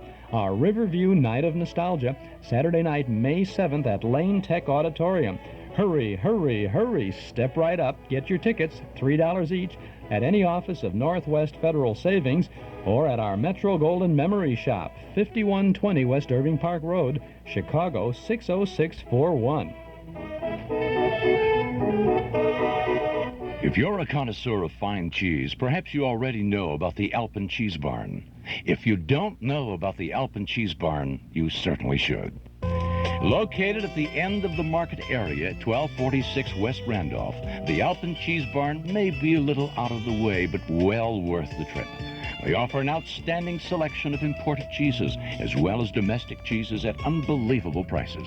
For example, French Brie is an amazingly low $2.95 a pound, and Jarlsberg from Norway is just $2.45 a pound. If your tastes range to domestic cheeses, aged cheddar, 1 year or older, is just $1.95 a pound, and Wisconsin Munster and Brick is only $1.49 a pound. The Alpen Cheese Barn also features Swift meat products and offers hearty sandwiches. Ask about their superb meat and cheese trays, too. Phone 421-1535 for the Alpen Cheese Barn, 1246 West Randolph in Chicago. We have another beautiful day in store for us today with temperatures in the lower 80s once again. Then tonight, increasing cloudiness. There's a chance of showers or thunderstorms late. Cooler, low around 50. On Thursday, cloudy, cooler, chance of rain, a high in the upper 50s or lower 60s. 71 degrees at both airports, 70 downtown, humidity 46%, the wind is southwest at 16 miles per hour. Time now, 8:33. This is Chuck Shaden in the hall closet on WXFM 106 on your FM dial. How about Mr. Bogart? Never mind, Carpenter, never mind. I know my way around here. Mr. Bogart. Don't Bogart me, Carpenter. I got to talk to Jolson, and I'm in a hurry. When I get through here, I got to go to a premiere at Grauman's Chinese Theater. I'm putting someone in the cement. Well, if you're in a hurry, Mr. Bogart, that's Mr. Jolson right there. Well, hello, Bogey. Say, you know something? Since you married Lauren Bacall, I don't see you around the night spots anymore. What do you do evenings? Oh, I just sit around whistling.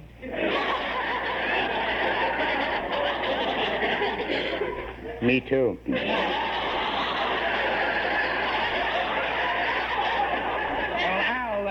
Al, look, you and I don't whistle so good, you know, so why don't we unpucker and catch the fights next Tuesday night, just you and me? Oh, gee, I don't know if I can go Tuesday. See, it's awful tough to get sitters, you know. Sitters? Yeah. You don't have a baby. Why should you need a sitter? Have you seen my wife?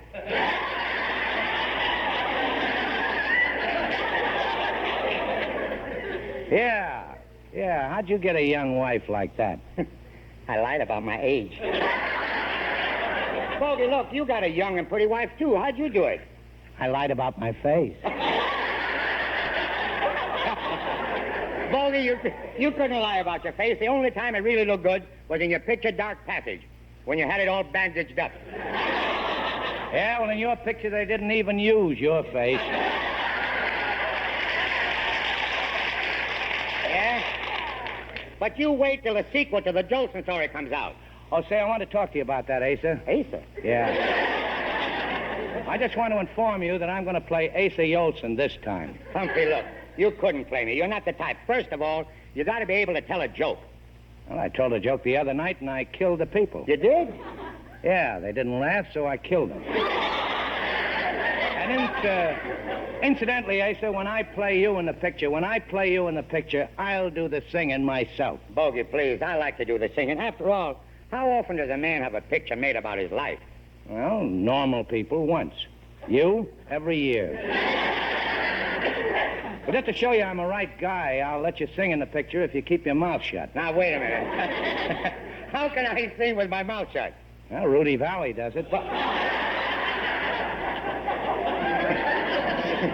Oscar, say something nasty to Bogart, will you?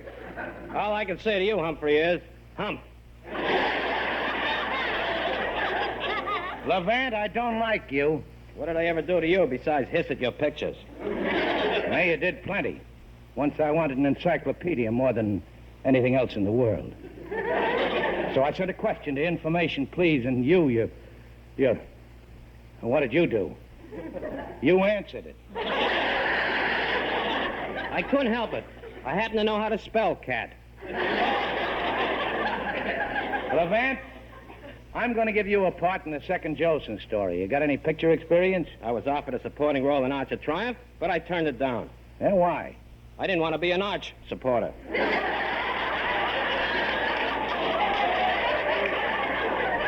Hey, and he's the same guy that spelled cat. What kind of a part do I have?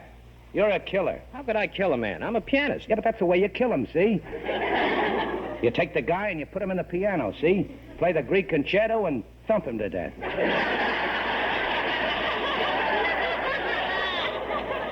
Bogey, please, look, I don't think you're the man to play me. In fact, I couldn't be a tough gangster. You see, I've led a very clean life. That's why at 36, I only look 47. Jolson, we'll do the picture my way, or you'll never be 57. Understand? I won't be 57. Oh. Not again. Well, it's pretty clear. And Levant, how about you?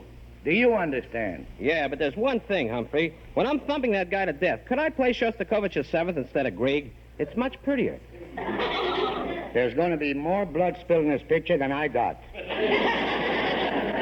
I got another way to open the picture. The first thing you see is me as Al Jolson robbing a bank. That wouldn't be any good. No matter what bank Jolson robbed, he'd be taking his own money.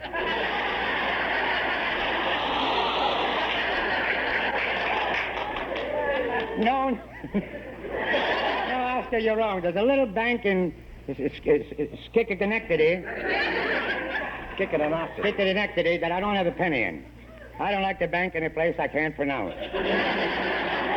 Humphrey, I've changed my mind again. I'd like to play Cacciatore and Saber Dance when I'm thumping that guy to death. Then in the last scene, I can play an encore by ear. One of his. Bogey, look. Bogey, look, there's one thing wrong. There's got to be a song that this is going to be a Jolson picture. You're right, Jolie. And I'm the guy that's going to sing it. Mammy,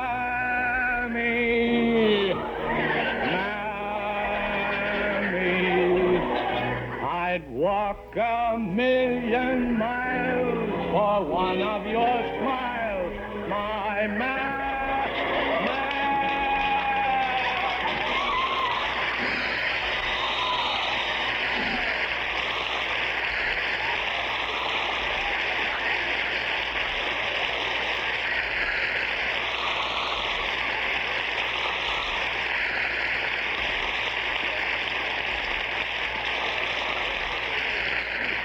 You know, these days it takes downright genius to feed a family well on a food budget. But homemakers, here's a three-way help. It's Kraft's nutritious, smooth-melting cheese food, Velveeta. Help number one is the way Velveeta helps you conserve food and make economical, good-eating main dishes. Just melt Velveeta for a smooth cheese sauce that stretches leftover meat, is grand on eggs, fish, seafood, and vegetables. And remember, Velveeta's a protein food, helps supply food values you expect from a main dish. And now, Velveeta's help number two. It's for those snacks. If you buy the 2-pound loaf of this cheese food, you'll have plenty to spread for snacks and for cooking, too. And Velveeta's help number three is with lunchtime sandwiches, plain or toasted. Just slice Velveeta's nutritious goodness thick, and those Velveeta sandwiches make a real main dish at lunchtime. So to conserve food, to save money, to serve swell snacks and sandwiches and main dishes, tomorrow morning get Velveeta in the economical 2-pound loaf size.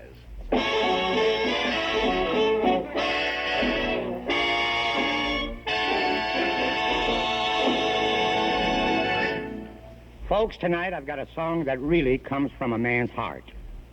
The man who wrote this song was a comedian. That is, he told jokes for a living. His name was Jim Thornton. And he wrote this song for his wife, Bonnie Thornton. It must have been at least 40 years ago. Jim's song wasn't on the hit parade then, but it is now. And what a thrill Jim Thornton would get if he knew that the whole world was singing his song. When first I saw the love light in your eyes, I dreamed the world had naught but joy for me. And even though we've drifted far apart, I never dreamed but what I dreamed of thee.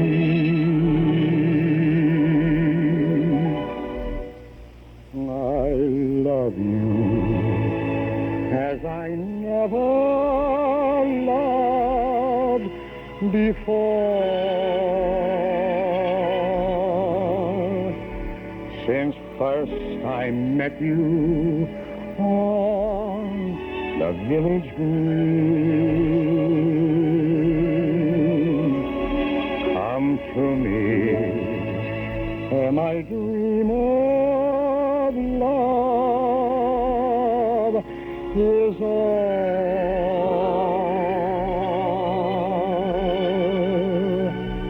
I love you as I love you. When you are sweet, when you are sweet,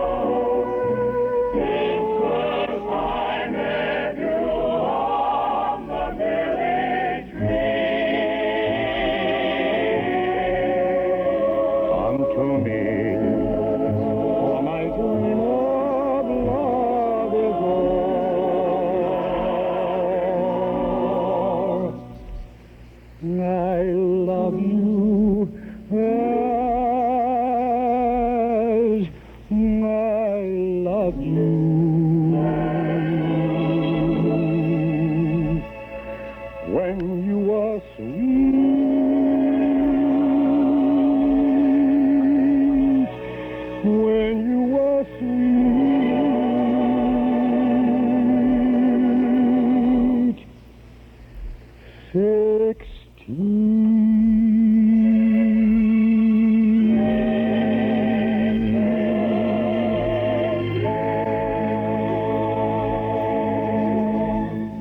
Good night, everybody.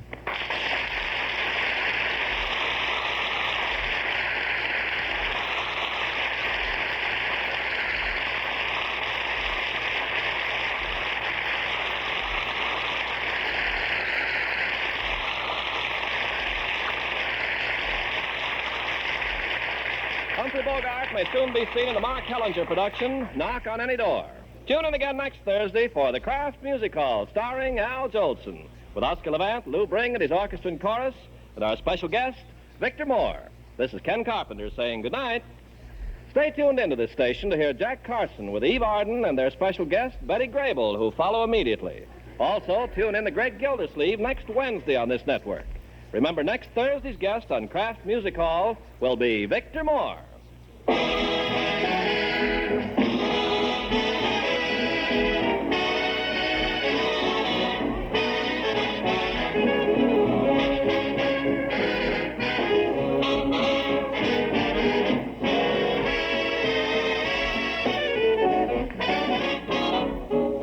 It's no problem to get the family to eat salads when you make them with KRAFT French dressing. KRAFT is America's most popular French dressing, and no wonder. KRAFT French dressing has a smooth, come-on flavor, spicy yet mild. It's a real genius blend of fine ingredients, always fresh because it's delivered so frequently to your grocer. Why don't you try KRAFT French dressing tomorrow?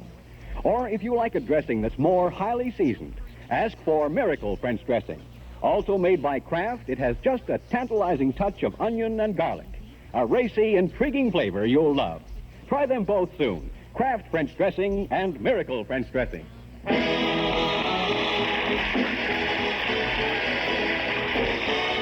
This is NBC, the national broadcasting company.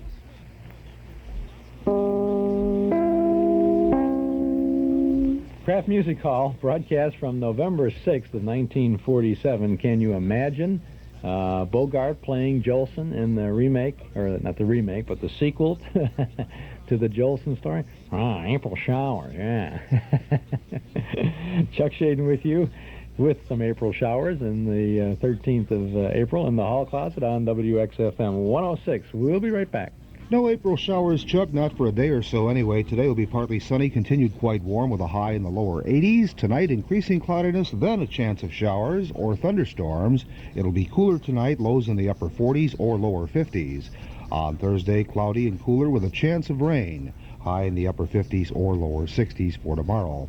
71 degrees in Chicago. The wind is from the southwest at 16 miles per hour. It's 13 minutes before 9 o'clock.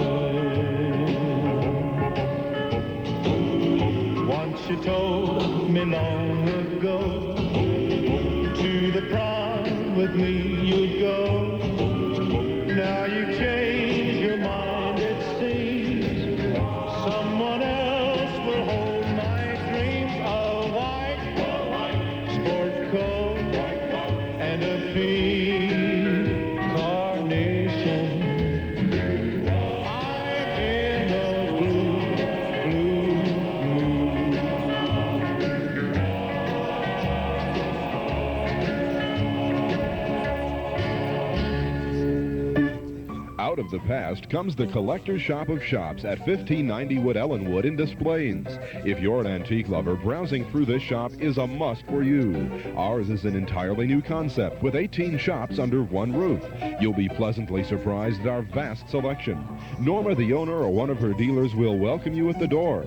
They are very knowledgeable about the history and background of all the items in their shop, including 17th, 18th, and 19th century oak and Victorian furniture, primitives, dolls, jewelry, much in the line of Orientalia, decorator items, and more. There's also a special room devoted to American Indian art and artifacts. The Collector's Shop of Shops offers personal and individualized service. If you don't find what you're looking for today, try again tomorrow. The dealers travel extensively and merchandise arrives daily. So come browse and talk about antiques. That's the Collector's Shop of Shops at 1590 Wood Ellenwood, 1 block south of Route 14 at River Road. Open 7 days a week from 10 to 5. 9 minutes now before 9 o'clock. Here is Gene Krupa and his orchestra with Anita O'Day on the vocal from 1942.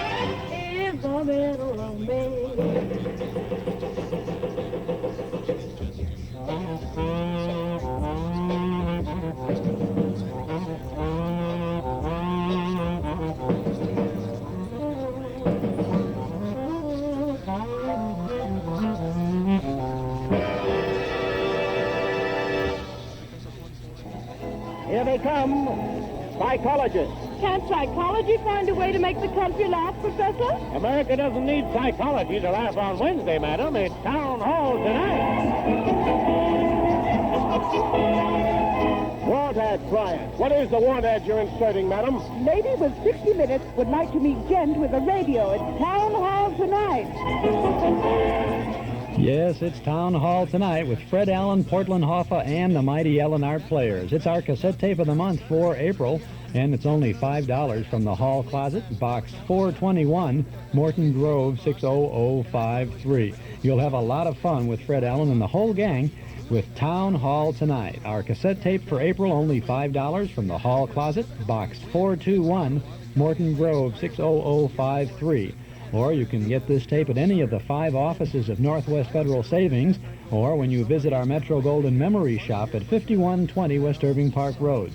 It's 60 minutes of good radio comedy, Fred Allen and Town Hall Tonight. Our April cassette tape of the month, $5 from the Hall Closet, Box 421, Morton Grove, 60053.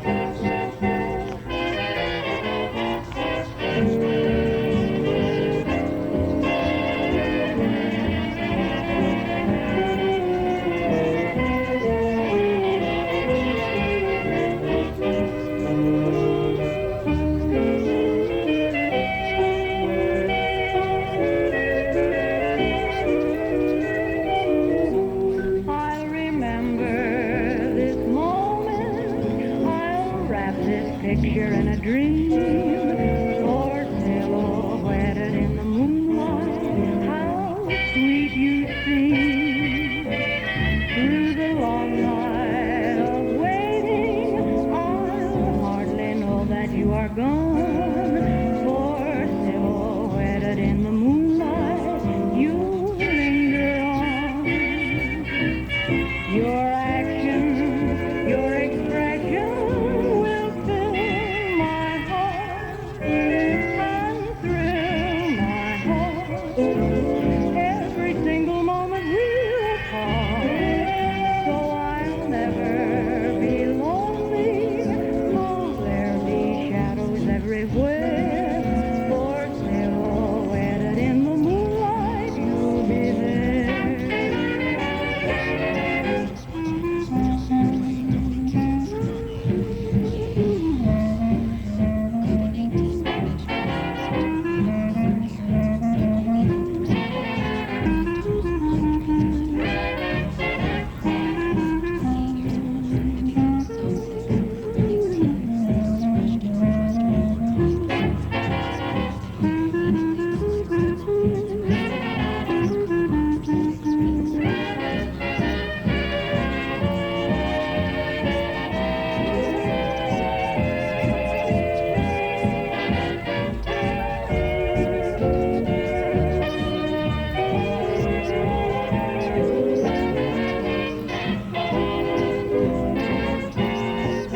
Well, the old clock up on the studio wall says it's time to go for now. We'll be back again tomorrow, same time, same station, with more sounds of entertainment from the Hall Closet. Tomorrow morning, we have a command performance program with Betty Davis, Jimmy Durante, and Artie Shaw.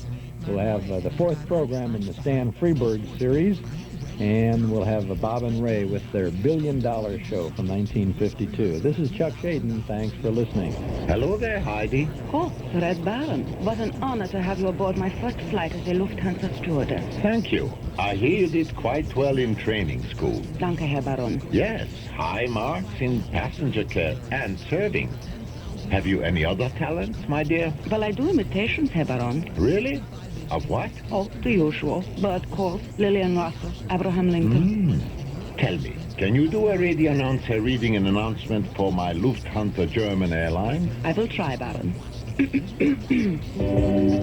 one more reason to fly with the Red Baron. Lufthansa's the only airline that offers daily non-stop wide-body jet service from Chicago to Frankfurt. And from Frankfurt, Lufthansa has more flights to more cities in Germany and Eastern Europe than any other airline. Fly with the Baron. He knows how to travel.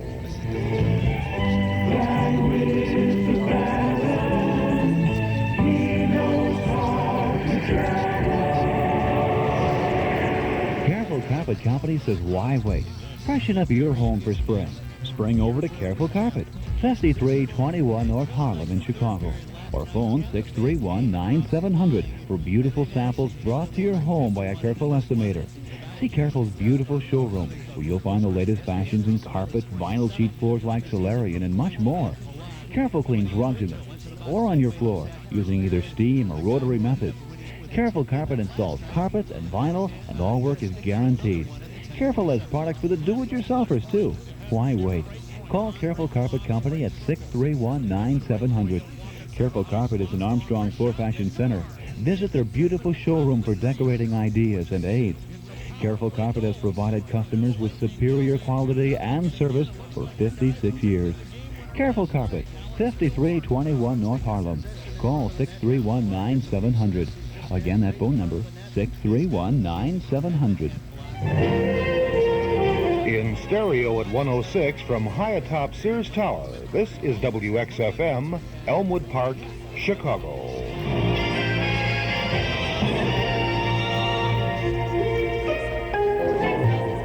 It's 72 degrees at 9 o'clock, and now out to Oak Park and Cliff Johnson. Cliff? Thank you very much. Beautiful day. Thanks to Oak Park Custom Savings for once again helping us give you the half hour of information and things that you will participate in and relate to. Today we deal with health, foods, and drugs. And we live in an era when people can and do express a very strong opinion and conviction in their beliefs and philosophies about food and drugs and health. The areas that we talk about today and the effect upon people's lives deal with diet, food, pills, the effect on our bodies, and at times controversial and often explosive. And as you will hear in today's two prepared interviews from our library, big business, political input, crusaders, all of these make the discussion or arguments interesting and sometimes a little frightening to the layman. And the first play from our library is an interview we did several weeks ago with Dr. Paul Dunn and his wife, Catherine. Dr. Dunn is a pediatrician from Oak Park. His wife, Catherine, works with children who have learning disabilities. And Dr. Dunn contends that foods can affect the human behavior of not only little children, but adults as well. And then following Dr. Dunn will be another segment from our recorded library with Dr. B. Rattler, the consultant and retired head of the Oak Park Health Department. You've heard him on here several times. He retired after a quarter of a century, but he's now a worldwide consultant on food and health and preventive medicine. And he's going to take a pretty heavy shot at pills and the health care in the United States. But first we'll go to Dr. Dunn. And are food additives like coloring, seasoning, preserving bad for our bodies? What is the basis, Dr. Dunn, for our concern about the coloring and the food additives that go into our diet?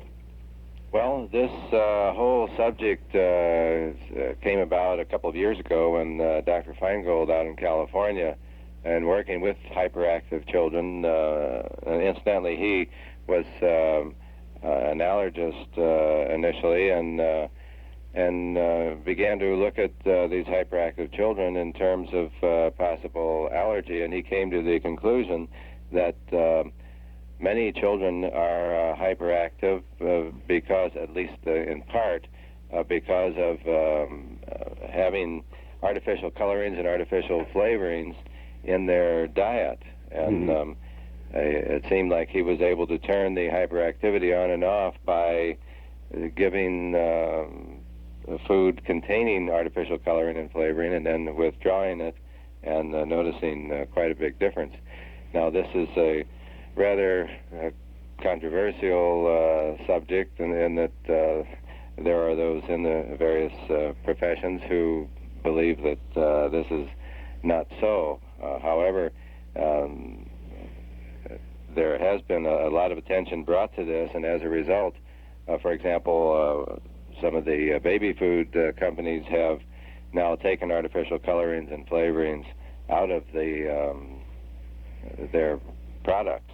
In other words, there, in the medical profession as well as in the food manufacturing area, there is a high controversial feeling about whether food additives really are detrimental. Yes, that's right. But on the other hand... One of the things we see, Cliff, the question is, how many children does this affect? Mm-hmm. And how do you do a good controlled study where the parent isn't influenced by the fact that they've taken the child off and the child isn't influenced by the fact that he knows he's been taken off? But one of the things we see is many times parents, before they come to us, will have tried the Feingold diet. And there are a good percentage, I would say at least half, who have found a definite improvement in behavior on the Feingold diet. So it is one of the things that helps. We really look at many of these children as being under a great deal of stress, eating a poor diet, and in their situation of having a biochemical upset, this is just one more insult. And so at that period when they're in this situation, these additives make them more hyperactive. It doesn't mean that they will be always, once they get back into a good biochemical situation and out from under the stress that they're under, that they would react the same way. And I think that's the difficulty in research, that it changes from day to day depending on the person. Mm-hmm. But, Catherine, what is really the specific menu we're talking about? Let's get down to some description of inputs of foods that are doubtful. Well, what Feingold zeroed in on really were the ones that were related to the salicylates. So his diet takes even the fruits that tend to, peaches and pears, things like this, all out of the child's diet, while you see if these are the things that are affecting them in addition to the colorings and flavorings. And I think parents' position is, first of all, they would like to know what flavoring is and what coloring is in foods so they can avoid it. And then they would like to see a whole group of foods without any made available. Mm-hmm. There's a big movement to ban them from all. But at least they should know, for instance, in ice cream, they don't have to list ingredients in ice cream. And so you don't know, if you have a child with these problems, you don't know what is in ice cream. I see. So this is one of the things that they're trying to get the Food and Drug Administration to cooperate on. How in the name of heavens, Catherine and Paul, would an average family know if a child can't eat peaches and pears? Well, how do you reach them? It's a very difficult thing to really pinpoint. Sometimes. Yeah. Well, usually it starts, with the school complaining about his behavior at school. Yes. And oftentimes then the parents find their way into their local learning disability association. Mm-hmm.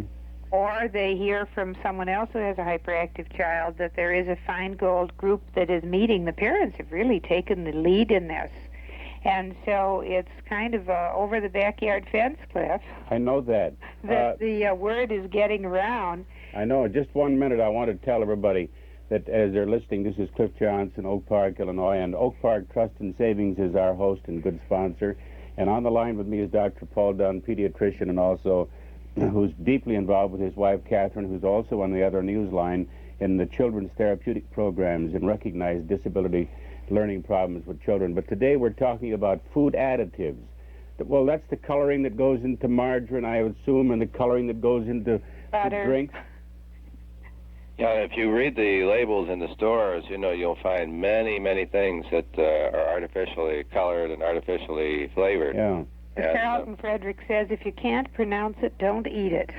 I suppose. We better also tell everybody who this Feingold you keep referring to is. Well, Dr. Feingold is a doctor in California who came to the conclusion that there are children who are hyperactive because of eating or drinking artificial coloring and flavoring. And the main point in this is that these things contain salicylate, which, of course, is the main ingredient in aspirin. So it sort of gets down to an aspirin sensitivity that we're really talking about, and various foods contain the same thing, even they don't have to be artificial. Does Dr. Feingold have case histories with documentary proof of actual discovery and cure on a child of hyperactivity with a food input? Does he have those cases? Well, yes, he has,